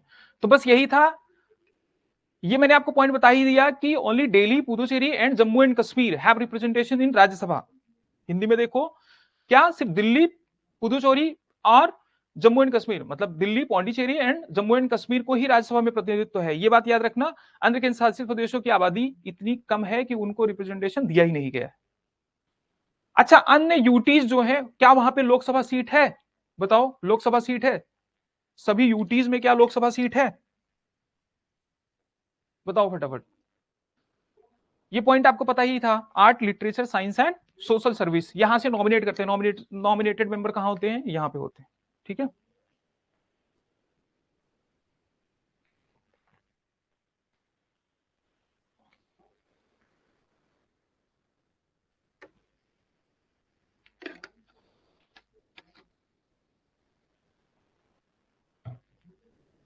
समझ में आया, सभी में है एक्सेप्ट जे एंड के, कोई एक्सेप्ट एक्सेप्ट नहीं है, सब में है, सब में। ठीक है, जे एंड के में भी है, लोकसभा सीट सब जगह है, राज्यसभा की बात कर रहा हूं। तो ये पॉइंट देखो, ये मैंने सिर्फ समझा दिया था, क्या कर दिया मैंने, ठीक है, ये पॉइंट मैंने सिर्फ समझाया था, कौन सा, ये वाला, कि 42वें संविधान संशोधन से क्या किया गया, बताओ, 1976। बताओ, लिख के क्यों आता हूं, एक बच्चा बोल रहा था सर आप पीपीटी ही क्यों ले आते हो। अरे भाई, मैं अगर कोई पॉइंट भूल गया, बता, देखो अभी प्रेसिडेंट वाला, सस्पेंशन वाला तो आज बता रहा हूं मैं, अगर कोई पॉइंट भूल गया तो फिर, ठीक है, सुनो। तो 42वें संविधान संशोधन, द्वारा 1976 द्वारा क्या किया गया बताओ, फ्रोजन कर दिया गया था 1971 की पॉपुलेशन के हिसाब से। अगर मैं सिंपल आपसे प्रश्न पूछूं, किसी मतलब जो राज्यों के लोकसभा और राज्यसभा की जो सीट्स का एलोकेशन है वो कौन सी पॉपुलेशन के हिसाब से है, बताओ फटाफट कमेंट में बताओ तुरंत, कौन सी पॉपुलेशन के हिसाब से है? अंडमान निकोबार है सर, ठीक है, एक बार जाके सर्च करना, देखो अंडमान निकोबार है कि नहीं है। ठीक है, मैं क्या बोल रहा हूं, ठीक है, चुनाव होते हैं भाई, सब जगह होते हैं। आप सुनो, मेरी बात ध्यान से सुनो, जहां पे लेजिस्लेटिव असेंबली नहीं है ना, जहां पे लोकसभा नहीं भी है, जहां पे सॉरी जहां पे मेंबर ऑफ लेजिस्लेटिव असेंबली नहीं है, मतलब जहां पे विधानसभा नहीं है, वहां भी मतलब वहां अगर विधानसभा नहीं तो राज्यसभा तो हो ही नहीं सकती, क्योंकि चुनेगा कौन राज्यसभा के मेंबर को, विधानसभा के। लेकिन वहां लोकसभा है, क्योंकि पीपल वोट तो देंगे ना, डेमोक्रेसी है इंडिया में, क्यों नहीं देंगे। 1971 मेरे ख्याल से लगभग लगभग नहीं, सारे के सारे बच्चे 1971 बता रहे हैं, एकदम सही बात है। ठीक है, इस बार बच्चे हमारे एकदम सही है। यही होता है, तभी अच्छा लगता है जब आपको पढ़ाया जाए और आप समझ जाए। ठीक है, तो कब तक स्थगित की गई थी, 2000 तक, 2000 तक स्थगित कर दी गई थी 1971 के हिसाब से। लेकिन फिर 2001 में फिर से संशोधन हुआ, 44वां संविधान संशोधन, तो इसको 2026 तक, अब सुनो, 2026 तक ही स्थगित किया गया था। मतलब पॉपुलेशन कब तक स्थगित है, मतलब बताओ यहां पे कब तक चीजें रोक दी गई हैं, 2026 तक।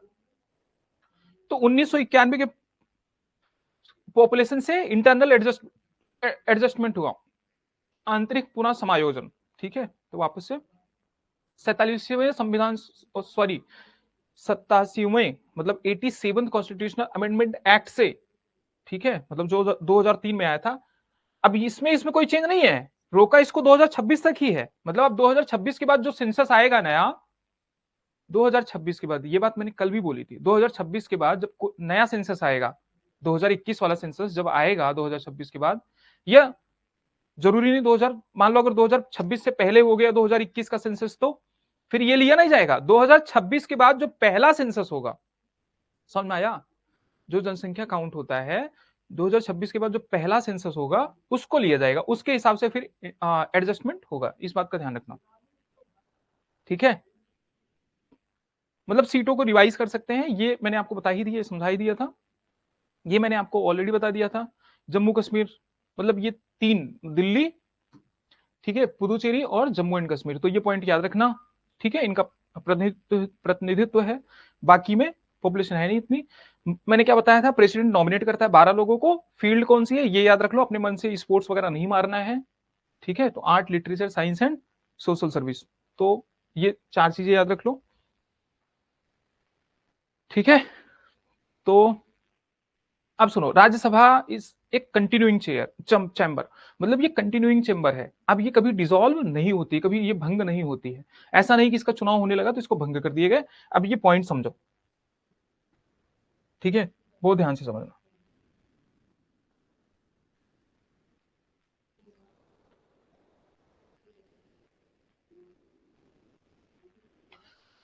तो पहली बार राज्यसभा के सदस्य चुने गए 1952 में। ठीक है, अब बहुत सारे बच्चों को यह पता होगा, सुनो कैसे चुनाव होता है। जो राज्यसभा के जो मेंबर होते हैं, कितने मेंबर है बताओ, 233 मेंबर जो चुने जाते हैं। ठीक है, अब इसमें से तो एक आध तो वैकेंसी भी रहती है। वैकेंसी क्यों रहती है, मेरी बात बहुत ध्यान से सुनना, मैंने अभी आपको वाइस प्रेसिडेंट का रिमूवल प्रोसेस नहीं बताया है। ठीक है, तो ये मैं बताऊंगा जैसे ही, मतलब इसके बाद या तो स्पीकर, डिप्टी स्पीकर और चेयरमैन के, डिप्टी चेयरमैन के रिमूवल के साथ में बताऊंगा। ठीक है, ये फिर जब मेजोरिटी बताऊंगा तब बताऊंगा, मतलब इसके जस्ट बाद ही बताऊंगा, लेकिन अभी पहले राज्यसभा का जो बता रहा हूं उसको सुनो। ठीक है, तो कैसे चुनाव होता है, मान लो यहां पे कितने लोग चुने गए। ठीक है, मैं एक एग्जांपल दे रहा हूं, सभी ऑल मेंबर चुने गए 233 मान लो। ठीक है, अब ये बोलोगे आप 3 से डिवाइड नहीं हो रहा है, तो इसलिए एक नंबर ले लेते हैं जो 3 से डिवाइड होता है। क्यों 3 से डिवाइड क्यों होता है, क्योंकि हर 2 साल बाद 1/3 मेंबर क्या होते हैं,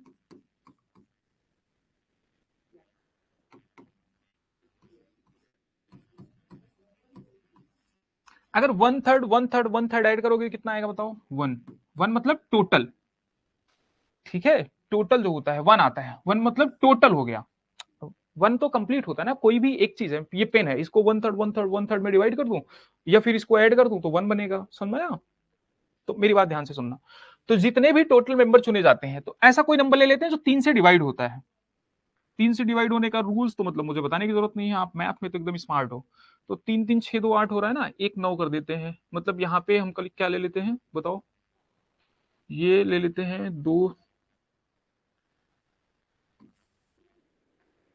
ठीक है, 2 3 5 और 1 6, 231 ले लेते हैं।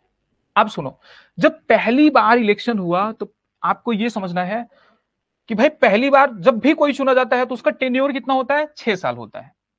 क्या होता है, टेन्योर 6 साल होता है। पहले अभी का देखते हैं, ये पॉइंट मैं मिटा रहा हूं क्योंकि आपको मैं बताने की जरूरत नहीं है, तो ये पॉइंट देखो, ये पॉइंट हटा दिया। सुनो, मान लो अभी इस साल कितने मेंबर चुने गए, मान लो, ठीक है, 3 4 5 9, ठीक है, तो मान लो 135 मेंबर चुने गए, ठीक है, या आप इसका वन थर्ड ले सकते हो, 231 का वन थर्ड ले सकते हो, कोई दिक्कत नहीं। अब यहाँ पे देखो, मान लो 135 मेंबर चुने गए, तो ये कब तक के लिए चुने जाएंगे, ये 6 साल के लिए चुने जाते हैं। कितने साल के लिए चुने जाते हैं, 6 ईयर्स के लिए, ठीक है, 6 ईयर्स के लिए चुने जाते हैं। ऐसे ही मान लो, क्यों मान लो, एक्चुअल नंबर लेते हैं, मानो मानो मत। 231 का वन थर्ड क्या होता है बताओ, 231 का वन थर्ड क्या होता है? अब ये कंफ्यूज मत होना फिर आधे मेंबर को, सर किस लिए 12 लोगों को चुना जाता है बेटा, इसको मैंने क्या बोला, एक्सपी क्या बोलते हैं, एलीट सदन बोलते हैं, एलीट सदन बोलते हैं। एक बच्चा बोल रहा है 12 लोगों को क्यों नॉमिनेट करते हैं, एलीट सदन होता है और कुछ और भी रीजन होते हैं, ठीक है। मान लो कोई ऐसा पर्सन है जो बुद्धिमान तो बहुत है, इंटेलेक्चुअल है, सारी चीजें अच्छी हैं, बट पॉपुलेशन में उसका क्रेज नहीं है। पॉपुलेशन में कौन जीतते हैं आपको खुद ही पता है। तो एक बच्चा बोल रहा है 77, तो इसका वन थर्ड कितना होगा भाई, देखें, हाँ, तो 3 से बन जाए 21 और 3 से बन जाए 21, तो 70 लोग हैं, ठीक है, बिल्कुल बिल्कुल बिल्कुल बिल्कुल, बस बस अब यहां ध्यान दो। तो हर, अब देख लो, मान लो 77, फिर 2 साल बाद 77, फिर 2 साल बाद 77,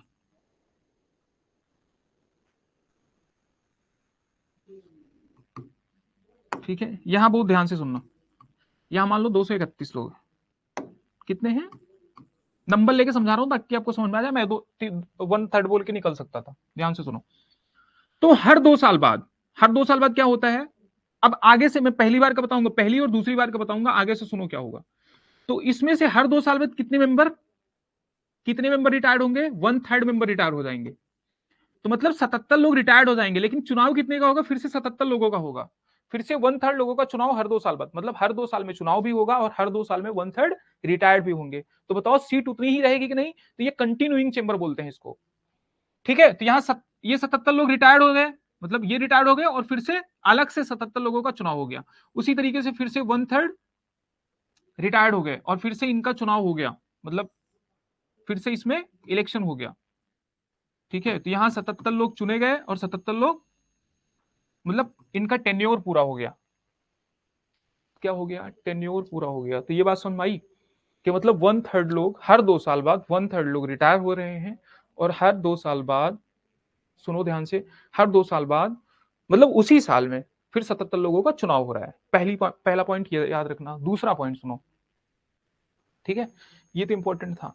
अब इसके बाद ये सुनो कि अच्छा ये बताओ, मान लो जो यहाँ पे एक 77 वाला, एक 77 बच गया ना, तो अब ये तीसरे साल इसका 77 पूरा हो जाएगा, मतलब यहां 77 रिटायर हुए, यहां रिटायर हुए, यहां रिटायर हुए। तो इस तरीके से इनका जो कार्यकाल होता है, जो इनका टेन्योर होता है, वो 6 साल होता है, ठीक है। अब यहां समझ में नहीं आया होगा, अब स्टार्टिंग से बता रहा हूं तब समझ में आएगा। वहां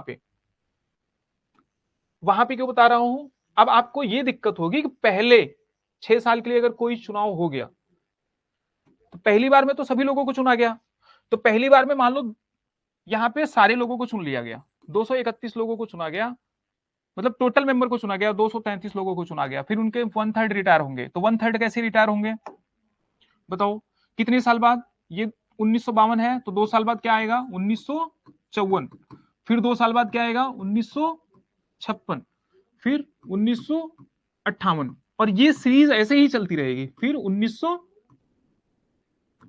60। और फिर अब मैं आपको बता रहा हूं, ध्यान से सुनना, आपको कंफ्यूजन सिर्फ यहां है, आपके मन में 1000 सवाल आ रहे होंगे, पहली बार में किसको रिटायर किया गया।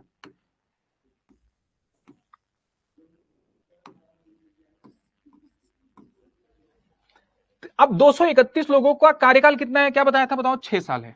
कितना है, 6 ईयर्स। लेकिन ये बताओ, तो इनको दूसरे साल रिटायर भी करना है, तो ये कैसे मानेंगे, जब 6 साल इनका टेन्योर है, ये जाके रिटायर कब होंगे, 52 से 6 साल में, मतलब 58 में ये रिटायर होने चाहिए, मतलब इनका टेन्योर खत्म होगा। रिटायर नहीं, मतलब इनका टेन्योर खत्म होगा कब, 6 साल बाद। बहुत ध्यान से सुनना। लेकिन अब इसके 1/3 मेंबर को तो यहां रिटायर होना है, मतलब 77 लोगों को यहां क्या करना है, टेन्योर पूरा करना है। तो फिर वहां चिट निकाली गई, चिट समझते हो, लॉटरी नेम, ठीक है, नेम निकाला गया, ऐसे पर्ची बनाई गई, पर्ची बना के ऐसे उड़ाया गया, और पर्ची में जिसका जिसका नाम आ गया 77 लोगों का, वो विदा हो गए। समझ में आया। तो ऐसा कब तक किया गया था, 1954 में और 1956 में। ठीक है, तो इनका क्या आया, नेम कहां आया, नेम इन लॉट, मतलब जो लॉटरी है, लॉटरी निकाली गई, लॉटरी में उनका नाम आ गया, तो इनको विदा कर दिया गया। ठीक है, तुम वापस से चुनाव लड़ो, आओ। तो फिर अब देखो, टेंशन यहीं तक थी, लेकिन अब इसके आगे टेंशन नहीं है। क्यों, इसमें बचे कितने, 77 लोग बचे। अब देखो, यहां रिटायर किया गया, बहुत ध्यान से सुनो, रिटायर किया गया, मतलब इनका टेन्योर पूरा हुआ, लेकिन फिर से यहाँ पे इलेक्शन हो गया, कितने लोगों का, 77। अब आप बोलोगे क्या यही 77 लोग वापस से चुन के आ गए, कोई जरूरी नहीं है, वो ये भी हो सकते हैं, अलग भी हो सकते हैं। तो फिर से 231 हो गए। ठीक है, फिर से 231 हो गए। अब सुनो, फिर यहां पे जो पुराने वाले, इसमें से इस 200, ऐसा नहीं कि ये साल वाले, अब ये तो 6 साल चलेंगे, ये 6 साल चलेंगे। ठीक है, दिमाग पे जोर डालना, समझ जाओगे। तो ये 6 साल चलेंगे, तो ये जाके कहां रिटायर होंगे, 1960 में। फिर से 77 लोगों को फिर से यहाँ पे, जो भाई ये तो 231 चुने गए थे 1952 में, तो इनके साथ तो बेईमानी हो रही ना, अगर इनको रिटायर किया जा रहा है। लेकिन लॉटरी में नाम डाला और पर्ची उड़ाई, पर्ची उड़ा के इनको क्या कर लिया, किनारे कर दिया। अब फिर से यहाँ पे चुनाव हुए, 77 लोग फिर से हो गए। तो पॉपुलेशन तो 233 ही है, 231 नहीं है, 233 है। मैं होल नंबर इसलिए ले रहा हूं ताकि समझने में आसानी हो। तो यहाँ पे क्या कर दिया गया, बताओ, सुनो, यहाँ पे क्या हुआ, तो फिर ये चुनाव हो गया। अब कोई दिक्कत है ही नहीं, अब यहाँ पे जो 77 लोग बच गए, वो तो यहाँ रिटायर होंगे ही, और जब रिटायर होंगे ये 77 लोग, तो फिर से 77 लोगों का यहाँ पे क्या होगा, इलेक्शन होगा। और सेम वे अब ये चलते रहेंगे, अब ये वाला यहाँ रिटायर होगा, और ये वाला 6 साल बाद, ये 6 साल बाद, और ये इस तरीके से ऐसे ही चलता रहेगा। ठीक है, तो हर 2 साल में, हाँ, एक बच्चा लिख रहा है कि हर 2 साल में राज्यसभा के 1/3 मेंबर रिटायर हो जाते हैं, और उनका जो टेन्योर होता है वो कितने साल होता है, 6 साल होता है। बस ये 2 पॉइंट याद रखना था, बस ये तो मैंने आपको समझाने के लिए समझाया। ठीक है, अगर आपको मतलब मुश्किल है समझने में, तो थोड़ा सा एक बार देखो, फिर भी नहीं समझ आता तो फिर रट लो, जैसे किताब में जो लिखा है। ठीक है, वो आपके लिए सबसे सरल पॉइंट है, कोई चीज रटो मत। अब यहां देखो, तो राज्यसभा क्या है, एक सतत सदन है, ये मैंने आपको जो लिखा है यहाँ पे वो समझाया है। संसद के जनप्रतिनिधित्व अधिनियम, ये इंपॉर्टेंट नहीं है, पारित किया, जिसके अनुसार राज्यसभा के सदस्यों का कार्यकाल कितना किया गया, 6 साल किया गया। तो अब ये प्रावधान बना सकते हैं, राष्ट्रपति जो है वो राज्यसभा के सदस्यों से संबंधित प्रावधान बना सकता है, इस बात का ध्यान रखना। ठीक है, तब इनका कार्यकाल आदेश 1952 पारित किया गया। इनका ये पूछेगा ही नहीं, ये आपसे एग्जाम में नहीं आएगा। एग्जाम में क्या पूछा जाएगा, बताओ, एग्जाम में क्या पूछा जाएगा, कितना साल इनका कार्यकाल है और कितने साल में रिटायर्ड होते हैं 1/3 मेंबर। ठीक है, तो हर 2 साल में राज्यसभा के 1/3 मेंबर रिटायर हो जाते हैं। अब इनका इलेक्शन कैसा होता है, ये भी थोड़ा सा कॉम्प्लिकेटेड है, मतलब टेंशन मत लेना, थोड़ा कॉम्प्लिकेटेड है। सर आप हिस्ट्री कब से स्टार्ट करेंगे, हिस्ट्री बहुत जल्दी स्टार्ट करेंगे, ज्यादा से ज्यादा, मतलब पॉलिटी तो वैसे भी 10 दिन में खत्म हो जाएगी, तो उसका टेंशन मत लो। जो बच्चे थे उनका नाम तो लॉट में निकाला गया था ना, लॉट में निकाला गया था, हाँ, मैंने लॉट का बता दिया आपको, तो लॉट में ही निकाला गया था। ठीक है, यहाँ पे देखो, राज्यसभा के लिए चुनाव, चुनाव प्रणाली क्या होगी, तो वो मैं आपको बता रहा हूं आपस से। क्वालिफिकेशन फिर से 4 पॉइंट याद करनी है। अब सुनो, अब सीट्स वगैरह आपने देख ली, अब देखो, क्वालिफिकेशन 4 पॉइंट निकाला गया।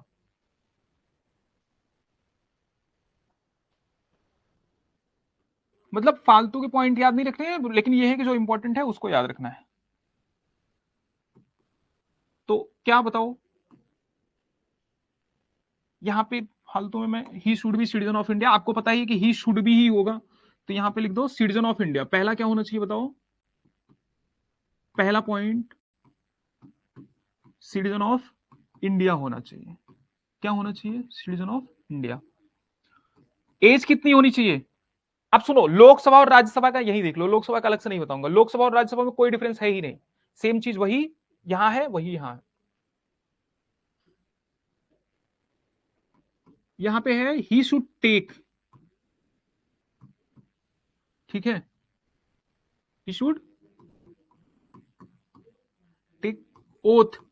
ओथ किस चीज का, नॉमिनेशन करने के टाइम पे कि मैं बदमाशी नहीं करूंगा, बदमाशी मतलब समझो, ठीक है, वो मतलब कि मैं किसी भी लॉ का उल्लंघन नहीं करूंगा, ठीक है, इलेक्शन कमीशन बताता है वोथ, तो वोथ लेते हैं ये, आप देख लेना member of legislative assembly Rajya Sabha के मेंबर्स क्या ओथ लेते हैं, नॉर्मल से लेते हैं कि संविधान का पालन परिरक्षण करूंगा, ठीक है, तो ही शुड टेक ओथ किसके सामने,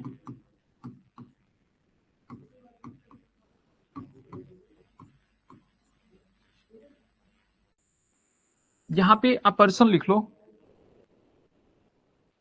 इलेक्शन कमीशन ऑफ इंडिया, मतलब इलेक्शन कमीशन ऑफ इंडिया द्वारा एक रिटर्निंग ऑफिसर होता है, ठीक है, यहां पे लिख लो in front of returning officer.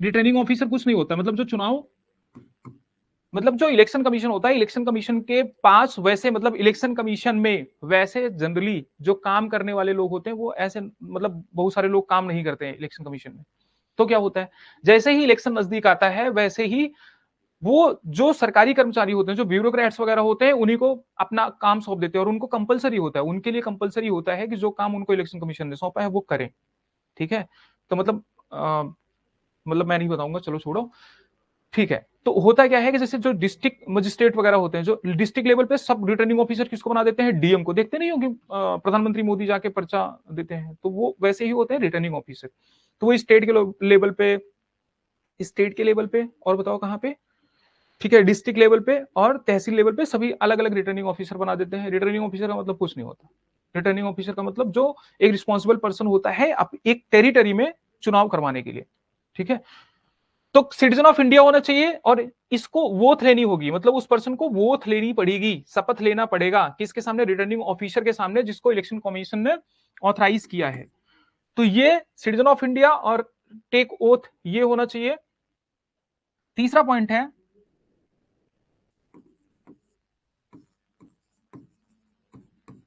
He should not have, मतलब उसे,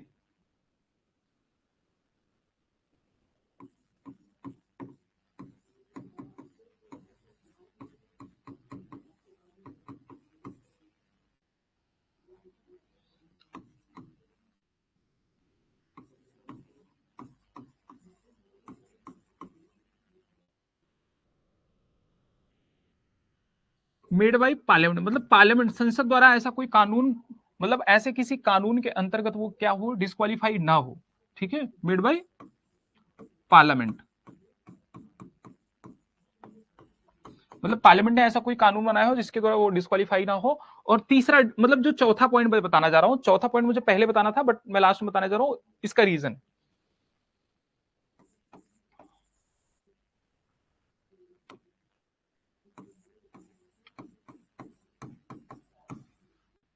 क्या 35 क्यों लिख रहा हूं मैं, 30 ईयर्स ऑफ एज, लोकसभा का चुनाव अगर किसी सदस्य को लड़ना है तो ये तीनों क्वालिफिकेशन तो होनी चाहिए, यहां पे 30 की जगह 25 हो जाता है, बस यही डिफरेंस है और दूसरा कोई डिफरेंस नहीं है। तो ये 4 पॉइंट हैं, इसको ध्यान में रखना। वैसे यहां पे लिखा था, मैंने सोचा आपको याद हो जाएगा, ठीक है, अब हिंदी में देखते हैं, इंग्लिश में तो मैंने लिख ही दिया। वो क्या हो बताओ, वह भारत का नागरिक हो, नागरिक होना चाहिए, पहली बात तो, ठीक है, चलो मैं स्टार लगा रहने देता हूं, स्टार नहीं हटाता हूं। और क्या बताओ, उसे इस प्रयोजन के लिए भारत के निर्वाचन आयोग मतलब ईसीआई इलेक्शन कमीशन द्वारा अधिकृत व्यक्ति के समक्ष क्या लेनी पड़ती है, शपथ लेनी होगी, या शपथ या प्रतिज्ञान, प्रतिज्ञान मतलब जो भगवान को ना मानता हो शपथ ना ले हो। सर एक क्यू टाइप में चलता है, first in last out, sir आप हिस्ट्री कब से स्टार्ट करेंगे, फर्स्ट इन लास्ट आउट, नहीं फर्स्ट इन लास्ट आउट नहीं होता, ये first past the post system नहीं है। जो राज्यसभा का जो इलेक्शन होता है ना, इसमें जो सबसे ज्यादा वोट पाएगा वो नहीं जीतता है। इसमें कौन सा सिंगल ट्रांसफरेबल वोट प्रणाली यूज होती है, लेकिन मैं बताऊंगा इसमें अलग तरीके से होता है। तो शपथ लेनी होती है, 30 साल की आयु पूरा होना चाहिए, और दूसरी बात संसद द्वारा निर्धारित अन्य योग्यताएं भी होनी चाहिए, मतलब वो डिस्क्वालीफाई नहीं होना चाहिए संसद द्वारा निर्धारित किसी भी कानून के तहत। तो ये 4 हैं, ठीक है। तो अब क्या है कि अब यहां देखो, इसको हिंदी में देखो पहले तुम, ठीक है। राज्यसभा के लिए चुनाव लड़ने वाले उम्मीदवार को क्या संसदीय निर्वाचन, हाँ ये सबसे इंपॉर्टेंट है। एकदम सिंपल है, कुछ है ही नहीं इसमें, सीधा सीधा ये बता रहे हैं कि मान लो अगर किसी को चुनाव लड़ना है, बताओ अगर किसी को चुनाव लड़ना है राज्यसभा का या लोकसभा का, दोनों का, ये दोनों में है, सिर्फ राज्यसभा का नहीं। तो राज्यसभा और लोकसभा का अगर किसी को चुनाव लड़ना है तो बताओ उसका वोटिंग लिस्ट में नाम होना कंपलसरी है या नहीं, फटाफट कमेंट करो स्पीड से। उसका वोटिंग लिस्ट में नाम होना, मतलब जो वोटिंग लिस्ट होती है, अगर वोटिंग लिस्ट में नाम ना हो तो वो चुनाव मतलब वोट तो दे नहीं सकता। तो बताओ उसका वोटिंग लिस्ट में नाम होना कंपलसरी है कि नहीं, ये बताओ, इसका आंसर दो फटाफट, हटा देता हूं मैं। हाँ अरे ठीक है, ठीक ठीक राहुल, बच्चा कह रहा हमारा कंपलसरी है, कंपलसरी है, ठीक सारे यस बोलते हैं, ठीक है। राहुल राहुल राहुल राहुल रुक जाओ राहुल, कितनी बार यस बोलोगे, ठीक है। तो उसका वोटिंग लिस्ट में नाम होना कंपलसरी है, ये पहला पॉइंट। दूसरा पॉइंट सुनो, चलो आप दूसरी चीज का आंसर दो। क्या वो जिस राज्यसभा सीट से लड़ रहा है, जिस राज्यसभा सीट से लड़ रहा है उसी कॉन्स्टिट्यूएंसी में, मतलब उसी राज्यसभा के कॉन्स्टिट्यूएंसी में उसका नाम होना, मतलब उसी राज्यसभा की वोटिंग लिस्ट में उसका नाम होना कंपलसरी है कि नहीं, चलो इसका आंसर दो फटाफट, तुरंत तुरंत तुरंत। जो बोल रहा है नो सर, उसको ये ध्यान रखना चाहिए होना चाहिए। दूसरा प्रश्न सुना आपने, दूसरा क्यों पूछ रहा हूं, एज अ क्वेश्चन आएगा। तो जिस कॉन्स्टिट्यूएंसी से वो चुनाव लड़ रहा है उसी कॉन्स्टिट्यूएंसी में उसका नाम इलेक्टोरल लिस्ट में उसका नाम होना चाहिए कि नहीं, बताओ फटाफट, ठीक है बताओ भाई। राहुल बस करो अब, यस मत करो, ठीक है ठीक है। अब सुनो, पहली बात तो जो भी चुनाव लड़ रहा है, चाहे वो लोकसभा का सदस्य हो चाहे वो राज्यसभा का सदस्य हो, जो चुनाव लड़ रहा है उसका वोटिंग लिस्ट में नाम होना कंपलसरी है, ये पहला पॉइंट है। लेकिन इसके अलावा दूसरा पॉइंट समझो, वो जिस कॉन्स्टिट्यूएंसी से चुनाव लड़ रहा है उसी कॉन्स्टिट्यूएंसी की वोटिंग लिस्ट में उसका नाम हो ये जरूरी नहीं है। मतलब भारत के किसी भी कॉन्स्टिट्यूएंसी में, वैसे जब आपका वोटिंग कार्ड बनता है ना, वोटिंग कार्ड बनता है तो उसमें ऐसा नहीं बताया जाता कि आप कौन से संसदीय क्षेत्र में आते हैं, मतलब आपका जो आप मेंबर ऑफ पार्लियामेंट है, मतलब जो आपकी संसदीय सीट है, पार्लियामेंट की सीट है, उसका नाम नहीं रहता उसमें, उसके पीछे विधानसभा का नाम रहता है कि आप कौन सी विधानसभा कॉन्स्टिट्यूंसी में आते हैं। लेजिस्लेटिव असेंबली में होना चाहिए, होना नहीं चाहिए, मतलब नहीं नहीं नहीं होना चाहिए। ध्यान से सुनो, पहला पॉइंट क्या था कि उसका इलेक्टोरल लिस्ट में नाम होना चाहिए, हाँ ये कंपलसरी है। भारत के किसी भी कॉन्स्टिट्यूएंसी से, किसी भी कॉन्स्टिट्यूएंसी से उसका वोटिंग लिस्ट में, मतलब उसका वोटर आईडी बना होना चाहिए, मतलब उसका वोटिंग लिस्ट में नाम होना चाहिए, ये पहला पॉइंट। दूसरा पॉइंट याद रखो, ये कंपलसरी नहीं है कि वो जिस राज्यसभा कॉन्स्टिट्यूएंसी से या जिस लोकसभा कॉन्स्टिट्यूएंसी से चुनाव लड़े उसी कॉन्स्टिट्यूएंसी में उसका वोटिंग लिस्ट में नाम होना चाहिए, कंपलसरी नहीं है। तो इस बात का ध्यान रखना, पहले ऐसा था लेकिन अब इसको चेंज कर दिया गया, तो नहीं है, इस बात का ध्यान रखना। क्या है कि यह ध्यान देने योग्य बात है कि अभ्यर्थी, अभ्यर्थी मतलब अरे जो अप्लाई कर रहे हैं, ठीक है, तो जो चुनाव लड़ने वाले हैं, प्रतियोगी जो हैं, देश के किसी भी राज्य के संसदीय निर्वाचन क्षेत्र के लिए मतदाता के रूप में पंजीकृत हो सकते हैं, किसी भी देश के किसी भी विधानसभा से, ठीक है, पंजीकृत हो सकता है। तथा यह आवश्यक नहीं है कि वह उस राज्य में पंजीकृत हो जहां से चुनाव, बताओ जहां से चुनाव हो रहा हो।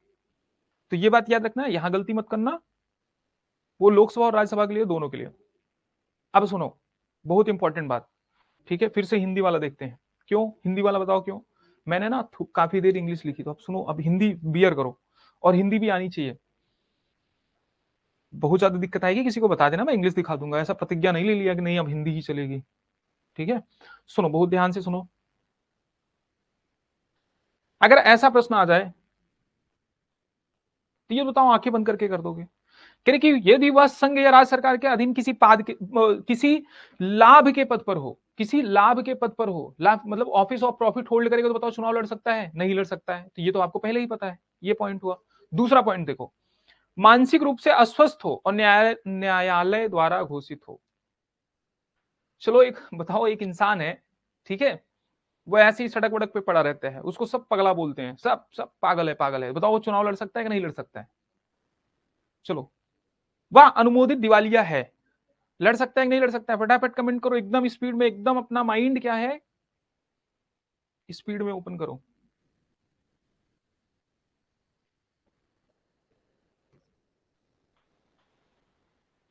तो वो चुनाव लड़ सकता है? कोई पगला है जिसको आप पगला बोलते हो? हाँ,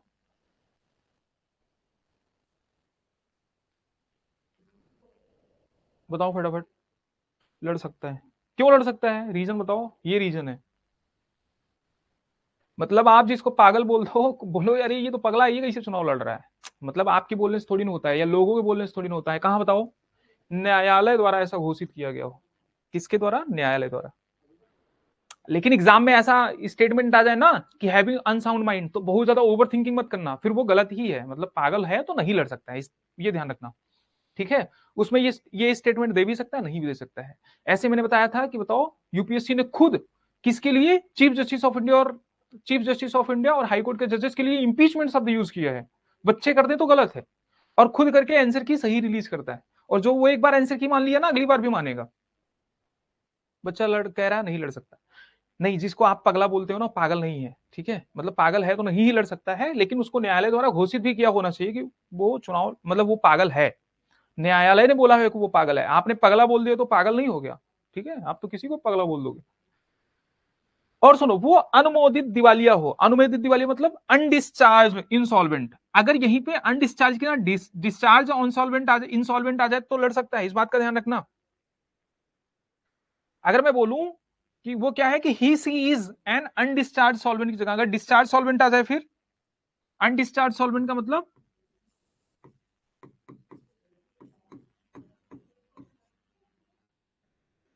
दिमाग इतना नहीं लगाना है, इसमें नहीं फंसाएगा यूपीएससी। पूछो यूपीएससी क्यों नहीं फंसाएगा? जैसे एससी वसएससी के एग्जाम होते हैं, वहां पे क्या होता है कि वहां पे वो मतलब बच्चों को छांटते हैं, छटनी परीक्षा होती है, और यहाँ पे बच्चों को सेलेक्ट करते हैं। यूपीएससी की ये खासियत है कि इनकी सीट वैकेंट रह जाएगी, लेकिन ये अयोग्य अभ्यर्थी को कभी भी लेंगे नहीं। तो इनका मेन मोटिव क्या होता है? बच्चे को देखना कि बच्चे के पास नॉलेज है, अंडरस्टैंडिंग है, इसलिए कॉन्सेप्चुअल क्वेश्चन पूछते हैं। इसलिए नहीं पूछते कि सर 1971 में क्या हुआ था, 54 में क्या हुआ था, 55 में क्या हुआ था, 50 में क्या हुआ था, तो ये नहीं पूछते। तो अनडिस्चार्ज इंसॉल्वेंट, तो अनडिस्चार्ज इंसॉल्वेंट, अनडिस्चार्ज मतलब बेटा, अब देखो मान लो किसी ने पैसा ले लिया, अब जैसे मान लिया है, लेके फरार। तो मान लो किसी ने पैसा ले लिया, लोन वोन ले लिया, और उसके पास पैसा है फिर भी नहीं चुका रहा है, और उसको जो जुडिशरी है उसने माफ नहीं किया है। ठीक है, समझ में आया? या फिर मान लो कोई किसी को बैंक ने दिवालिया घोषित कर दिया है, वो दिवालिया घोषित हो गया है, और वो जुडिशरी नहीं गया है, जुडिशरी में उसका केस नहीं हुआ है, तो वो अनडिस्चार्ज है।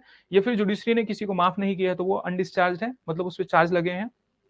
ठीक है, डिस्चार्ज क्या होता है? मान लो किसी ने लोन ले लिया, लोन ले लिया, वो इंसॉल्वेंट हो गया, लेकिन जुडिशरी ने क्या बोला, इसके पास पैसा ही नहीं देगा तो क्या अपनी आंखें निकाल के देगा बेचारा? ठीक है, उसकी किडनी ले लोगे? तो वो क्या हो गया, वो डिस्चार्ज हो गया। तो जुडिशरी ने बोला ठीक है, नहीं दे सकता, नहीं दे सकता, कोई बात नहीं। ऐसा नहीं कि उसके पास पैसे हैं और इंटेंशन नहीं है, तो वो डिस्चार्ज हो सकता है, डिस्चार्ज इंसॉल्वेंट हो सकता है। ये जो भारत का नागरिक है, अब सुनो ये पॉइंट देखो, ये कितना पॉइंट, ये पॉइंट तो मतलब बच्चे जैसा है। आपको बताओ नागरिकता में क्या बताया था कि अगर कोई भी नागरिक अपनी स्वेच्छा से किसी दूसरे देश की नागरिकता ले ले तो क्या हो जाता है बताओ? उसकी भारत की नागरिकता खत्म हो जाएगी।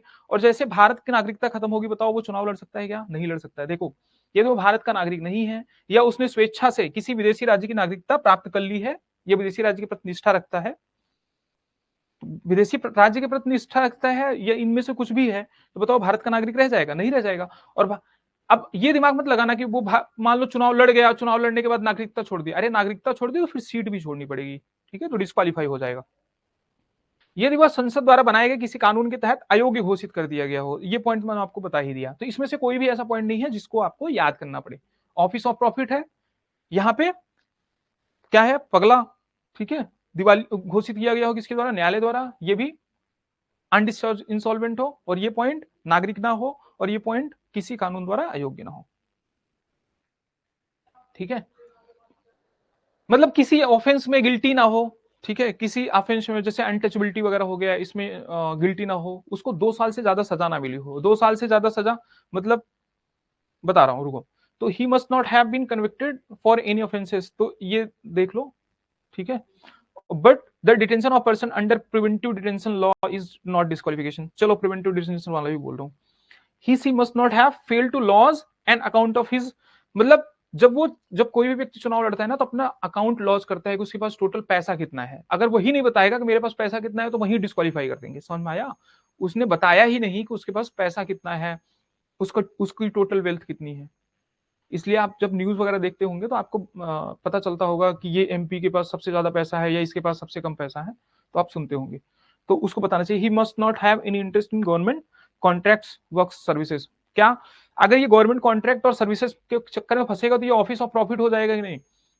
ऑफिस ऑफ प्रॉफिट का मतलब होता है कि मान लो कोई गवर्नमेंट कंपनी है या गवर्नमेंट जॉब है, मतलब किसी गवर्नमेंट नेचर का है, क्या क्या छोड़ के, वाइस प्रेसिडेंट, प्रेसिडेंट और मिनिस्ट्रियल पद को छोड़कर जो मेंबर ऑफ पार्लियामेंट है, मिनिस्ट्रियल पद है, तो ये ऑफिस ऑफ प्रॉफिट नहीं। ऑफिस ऑफ प्रॉफिट क्या है? मान लो कोई सरकारी संस्था है जहां पे बहुत अच्छा खासा पक्ष है, मतलब ऐसा नहीं है कि कोई क्या रहे, आईएएस ऑफिसर भी रहे और चुनाव भी जाके लड़ ले, तो पहले रिजाइन करो फिर आराम से चुनाव लड़ो। ठीक है, तो ये बात समझना। नहीं तो सोचे पहले चुनाव लड़ लेता हूँ, आईएएस भी रहे और फिर चुनाव भी लड़ लेता हूँ, जब जीत जाऊंगा तो आईएएस प्रत्यक्ष करूंगा, तो ऐसा नहीं है। ठीक है, यहाँ देखो, उस चुनावों में कुछ, मतलब अगर ये अपराध वगैरह का मैंने बता ही दिया कि मतलब अपराधी नहीं होना चाहिए, स्पेशली अनटचबिलिटी वगैरह में तो डिस्क्वालीफाई हो जाएगा। जैसे अनटचबिलिटी का केस लगा, उस पर डिस्क्वालीफाई हो जाएगा। उसे किसी अपराध के लिए दोषी न ठहराया गया हो जिसमें 2 साल से, अगर 2 साल से अधिक सजा मिली तो वो डिस्क्वालीफाई हो जाता है। और डिस्क्वालीफाई ऐसे ही नहीं होता, उसको 6 साल एक्स्ट्रा डिस्क्वालीफाई कर देते हैं, बता रहा हूं मैं। लेकिन प्रिवेंटिव डिटेंशन बताया था ना, क्या होता है प्रिवेंटिव डिटेंशन के तहत? ठीक है, तो आपको आर्टिकल 22 पढ़ाया होगा। तो प्रिवेंटिव डिटेंशन पढ़ाया क्या होगा, पढ़ाया ही है। तो प्रिवेंटिव डिटेंशन क्या होता है? मतलब कि इस तथ्य पे, इस आधार पे गिरफ्तार कर लेते हैं किसी व्यक्ति को कि ये क्राइम कर सकता है। उसने क्राइम किया है क्या? नहीं किया है। तो अगर प्रिवेंटिव डिटेंशन के तहत किसी को गिरफ्तार किया गया है और उसने क्राइम किया ही नहीं है, तो बताओ वो चुनाव लड़ सकता है? हाँ लड़ सकता है, क्यों नहीं लड़ सकता? तो इस बात का ध्यान देना। डिटेंशन बिफोर क्राइम, हाँ बिल्कुल, एक बच्चा बोल रहा है प्रिवेंटिव डिटेंशन का मतलब होता है डिटेंशन बिफोर क्राइम। और अगर अपने चुनाव का वो व्यय नहीं दे पाया निश्चित समय के अंदर, कि उसने चुनाव पे कितना खर्च किया है, मतलब वो तो फाइलिंग करता ही है कि आप उसकी कितनी वेल्थ है। दूसरी बात, चुनाव होने के बाद भी अगर वो नहीं, ये नहीं बता पाया कि उसने चुनाव पे अपने खर्च कितना दिया है, किया है, तो भी डिस्क्वालीफाई हो जाएगा।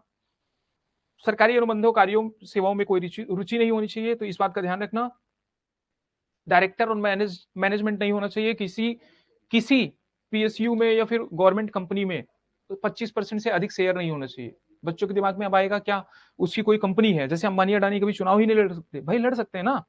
मैं बोल रहा हूँ प्राइवेट कंपनी है, 1,000 करोड़ या 50,000 करोड़ या 1 करोड़ का बिजनेस करो, कोई फर्क नहीं पड़ता। सरकारी ऑफिस जो है, मतलब जो सरकारी नेचर के हो, तो उसमें मतलब वो पर्सन अपना काम करे, तो ऑफिस ऑफ प्रॉफिट नहीं है। ऑफिस ऑफ प्रॉफिट मतलब जो सरकार है, स्टेट की डेफिनेशन पढ़ाई थी तो वहां से समझो। ऐसा संविधान में नहीं लिखा गया है कि स्टेट की डेफिनेशन जो होगी वही होगा। ठीक है, तो यहाँ ऑफिस ऑफ प्रॉफिट मैंने क्या बताया, संविधान में डिफाइंड है? नहीं है डिफाइंड। ठीक है, क्या ऑफिस ऑफ प्रॉफिट नहीं है? कुछ चीजें संशोधित करके लिखी गई है, जुडिशरी ने बताया है। तो ऑफिस ऑफ प्रॉफिट क्या होगा? जैसे सरकारी ऑफिस वो होल्ड ना करते, ठीक है, प्राइवेट कर सकते हैं। तो यहां पे क्या है बताओ, ही she must not have director और मैनेजिंग एजेंट, और ना ही उसका 25% से अधिक हिस्सेदारी होनी चाहिए। 25% से अधिक हिस्सेदारी नहीं होनी चाहिए, इस बात का ध्यान रखना। और भ्रष्टाचार के तहत या निष्ठाहीनता के तहत उसको कभी मतलब दोषी नहीं ठहराया गया है।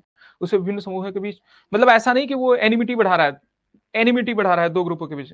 इंसाइटमेंट ऑफ ऑफेंसेस बताओ, इसके आधार पर right to speech and expression पे क्या रीजनेबल रिस्ट्रिक्शंस लगा सकते थे ना। अस्पृश्यता, दहेज, सती प्रथा जैसे सामाजिक, मतलब इसमें दंडित ना होगा। ठीक है, तो प्रिवेंटिव डिटेंशन वाला समझ में आया। और ये डिस्क्वालिफिकेशन का निर्णय कौन करेगा? उसको डिस्क्वालीफाई कौन करेगा बताओ? बताया था कल, इस बताओ फटाफट, स्पीकर करेगा, चेयरमैन करेगा, राष्ट्रपति करेगा? फटाफट बताओ। इन आधार पे अगर वो डिस्क्वालीफाई होता है तो उसको कौन डिस्क्वालीफाई करेगा? फटाफट बताओ, तुरंत बताओ। हम्म, कुछ तो बता रहा था मैं आपको, क्या भूल गया। हाँ, बताओ फटाफट, कौन डिस्क्वालीफाई करता है? एक बच्चा बोल रहा है president of India, president of India, ठीक है। सुनो,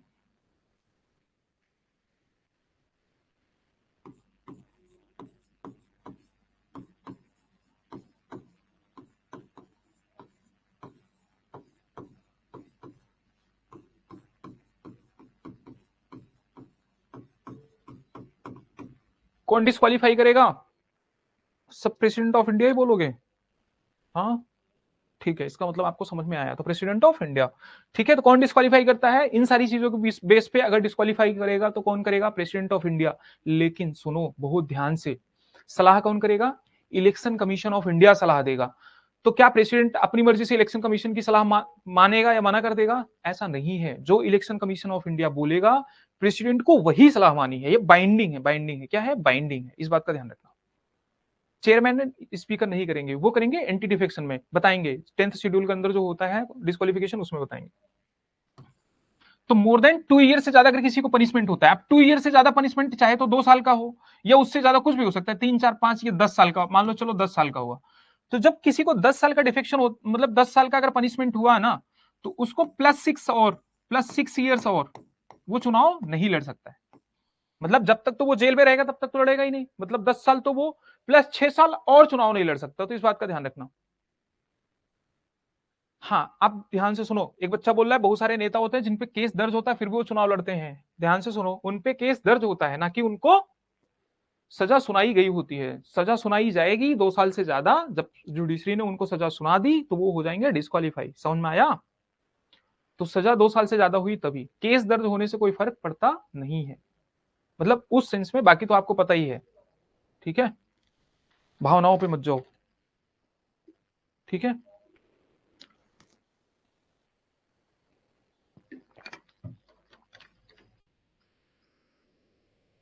तो ये समझो। तो सुनो, राष्ट्रपति का निर्णय क्या होगा? अंतिम होगा। हालांकि राष्ट्रपति को इस बारे में संसद की राय लेनी चाहिए, पहली बात। लेकिन संसद वंसद सब छोड़ दो तुम, ये मेन है। क्या भारत के निर्वाचन आयोग, अगर प्रश्न पूछा जाएगा तो ये पूछा जाएगा, भारत के निर्वाचन आयोग, ठीक है, जो भारत के निर्वाचन आयोग की सलाह है,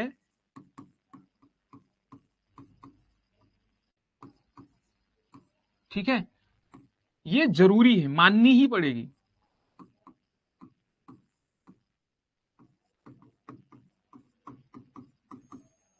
ठीक है, तो भारत के निर्वाचन आयोग, ठीक है, तो इलेक्शन कमीशन ऑफ इंडिया की जो सलाह है वो माननी ही पड़ेगी। अब 10वीं सूची में भी कुछ डिफेक्शन है। ये डिफेक्शन सिर्फ 4 प्रकार से हैं, ठीक है। तो मेरे ख्याल से सर जो जेल से चुनाव लड़ते हैं, मैंने क्या बोला, मान लो उसको प्रिवेंटिव डिटेंशन में डाला है या फिर कन्विक्टेड नहीं है। कन्विक्टेड मतलब समझ रहे हो? कन्विक्टेड मतलब जुडिशरी ने सजा नहीं सुनाई है। सर लाडला मूवी में अनिल कपूर को जेल होने के बाद भी उसने इलेक्शन क्यों और कैसे लड़ पाया? मेरे बच्चे सुनो, मैंने क्या बोला कि मान लो किसी को पकड़ लिया है, मान लो किसी को प्रिवेंटिव डिटेंशन में ही पकड़ लिया है, तो उसको तो भेजेंगे जेल, रखेंगे ना, हिरासत में रखेंगे, कस्टडी में रखेंगे ना, उस पर सुनवाई भी चलेगी, तो केस चलेगा, उस पर केस चलेगा जब तक सुनवाई नहीं आ जाती, जब तक फैसला नहीं आ जाता कोर्ट का, ठीक है। तो उसको कन्विक्टेड होना चाहिए, सिर्फ उस पर आरोप लगे नहीं होने चाहिए, उस पर कन्विक्टेड होना चाहिए, मतलब जुडिशरी ने सुना दिया 2 साल या 2 साल से ऊपर, तो वो चुनाव नहीं लड़ सकता। इस बात का ध्यान रखना। हाँ, बच्चे ने बोला एग्जाम्पल केजरीवाल, केजरीवाल पे क्या लगे हैं बताओ? आरोप लगे हैं, ठीक है। मेरे ख्याल से 2 साल हुआ भी नहीं है केजरीवाल को, ठीक है। तो केजरीवाल पे सिर्फ आरोप लगे हैं, 2 साल तो क्या, केजरीवाल को उठा के अगर 10 साल के लिए भी बंद कर दो, अरे मेरा, अरे हंसाओ मत, मतलब मेरा पॉलिटिकल ऐसा कोई मोटिव नहीं है, मैं ये बोल रहा हूँ कि वो 10 साल के लिए क्यों ही ना चले जाए जेल, कोई फर्क नहीं पड़ता। क्या उनको सजा सुनाई गई? बाद में जुडिशरी बोल दी कि नहीं उन्होंने कुछ किया ही नहीं था, ठीक है।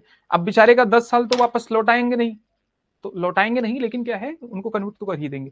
चलो आगे के पॉइंट्स कल देखेंगे, आज वैसे भी क्लास में मेरे ख्याल से ज्यादा टाइम हो गया, बच्चे हमारे परेशान हो जाए। कितना पढ़ाओगे गुरुजी? ठीक है, किसी का कुछ डाउट है तो पूछ लो। होप है कि क्लास समझ में आई होगी, मतलब इतना कुछ टफ नहीं था। क्या बोल रहे हो टफ था? आपने हमें ऐसे ही बोल के कि क्लास टफ नहीं हो और सारी चीजें टफ टफ समझा दिए, ठीक है। खेल करना पड़ता है आप लोगों के साथ में। जो लोग गवर्नमेंट जॉब कर रहे हैं, क्या वो शेयर मार्केट और स्टॉक मार्केट में इन्वेस्ट नहीं कर सकते? ये देखो, मतलब वो दूसरा कोई काम नहीं कर सकते हैं, ठीक है, उनके ब्याह पे मतलब इन्वेस्टमेंट तो कर ही सकते हैं, मतलब वो क्या कर रहे हैं, फाइनेंस का काम कर रहे हैं, मतलब अपनी ऐसा किसी का शेयर इक्विटी नहीं खरीद सकते, बाकी इन्वेस्ट वगैरह कर सकते हैं। Thanks sir, no doubt, thank you so much. ठीक है, आज के लिए क्लास बस इतना ही। इक्विटी नहीं खरीद सकते, इकोनॉमिक्स पढ़ोगे थोड़ा और दिमाग खुलेगा, ठीक है, तो इक्विटी क्या होता है, शेयर क्या होता है, तो ये सारी चीज समझ में आएंगी। ठीक है, नो डाउट। ठीक है बच्चे, ठीक है, चलो बाय बाय, टेक केयर, और जो पढ़ाया उसको थोड़ा सा रिवाइज करो, ठीक है, रिवाइज करोगे कोई डाउट आएगा ही नहीं। बहुत सारे ऐसे बच्चे होंगे, पक्का बता रहा हूं मैं, जो अभी क्लास देख रहा होगा या फिर रिकॉर्डिंग में क्लास देखेंगे, वो क्या किए होंगे बताओ, वो फंडामेंटल राइट वाइट भूल गए भाई, मैं आपको बता रहा हूं। तो आज भी अगर भूल गए ना, तो उसको जाओ फटाफट, जो मैंने नोट्स दिया है एटलीस्ट नोट्स ओपन करके तुम रिवाइज करो। जो मैंने नोट्स दिया, आपने नहीं बनाया कोई दिक्कत नहीं, जो मैंने नोट्स दिया वहां से जाके रिवाइज करो फटाफट। सर कभी कभी सुप्रीम कोर्ट भी मजबूर होती है ना, चाहते हुए भी सजा नहीं दे सकती सबूत न मिलने पर। ठीक है, मतलब उनका ये सिद्धांत काम करता है कि मतलब किसी निर्दोष व्यक्ति को सजा ना मिल जाए। मान लो सबूत के अभाव में उन्होंने दे दिया, रियान स्कूल वाला, रियान इंटरनेशनल वाला केस बताया था ना, कि उसमें क्या है कि जिसने जिसने कुछ किया ही नहीं था, जिसने मर्डर नहीं किया था, उसने भी एक्सेप्ट कर लिया, वो कंडक्टर ने, कि मैंने मारा उसको। और बाद में पता चला कि सीबीआई ने जब जांच पाया तो कि उस बच्चे को दूसरे बच्चे ने मारा था। तो अगर ऐसे ही उसको सजा दे देती सबूत वबूत मानने के आधार पे, फिर क्या, मुझसे बात करनी कर लो बात, कॉल कर लो, कोई दिक्कत नहीं। कौन, मोहन ना, हाँ मोहन, कॉल कर लो, कोई दिक्कत नहीं। ठीक है, 10 बजे के बाद कॉल कर लो, आप बात कर लो। ठीक है, ठीक है बच्चे, जिसको मतलब थोड़ी सी अगर हिंदी इंग्लिश में कोई दिक्कत आ रही है ना किसी को, कि सर हिंदी लिखो इंग्लिश लिखो, तो बोलो आप मुझे, ऐसा नहीं बोलना ही बंद कर दो, मैंने एक बार मना कर दिया 2 बार। अरे बोलना बंद मत करो, नहीं सुन पा रहा है बताओ, मैं हिंदी में बताऊंगा, नहीं सुन पा रहा है तो इंग्लिश में, तो हिंदी में बताऊंगा, हिंदी में नहीं सुन पा रहा है इंग्लिश में बताऊंगा, तो ऐसा टेंशन मत लो, सब बोलो सब करो। ठीक है, ठीक है, तो आज के लिए बाय बाय बेटा, बाय बाय बच्चों, चलो। ठीक है, क्लास अभी वाइंड अप करते हैं, और रिवाइज करो, चीजों को रिवाइज करो अच्छे से। ठीक है, thank you so much. I don't think किसी का कोई डाउट है।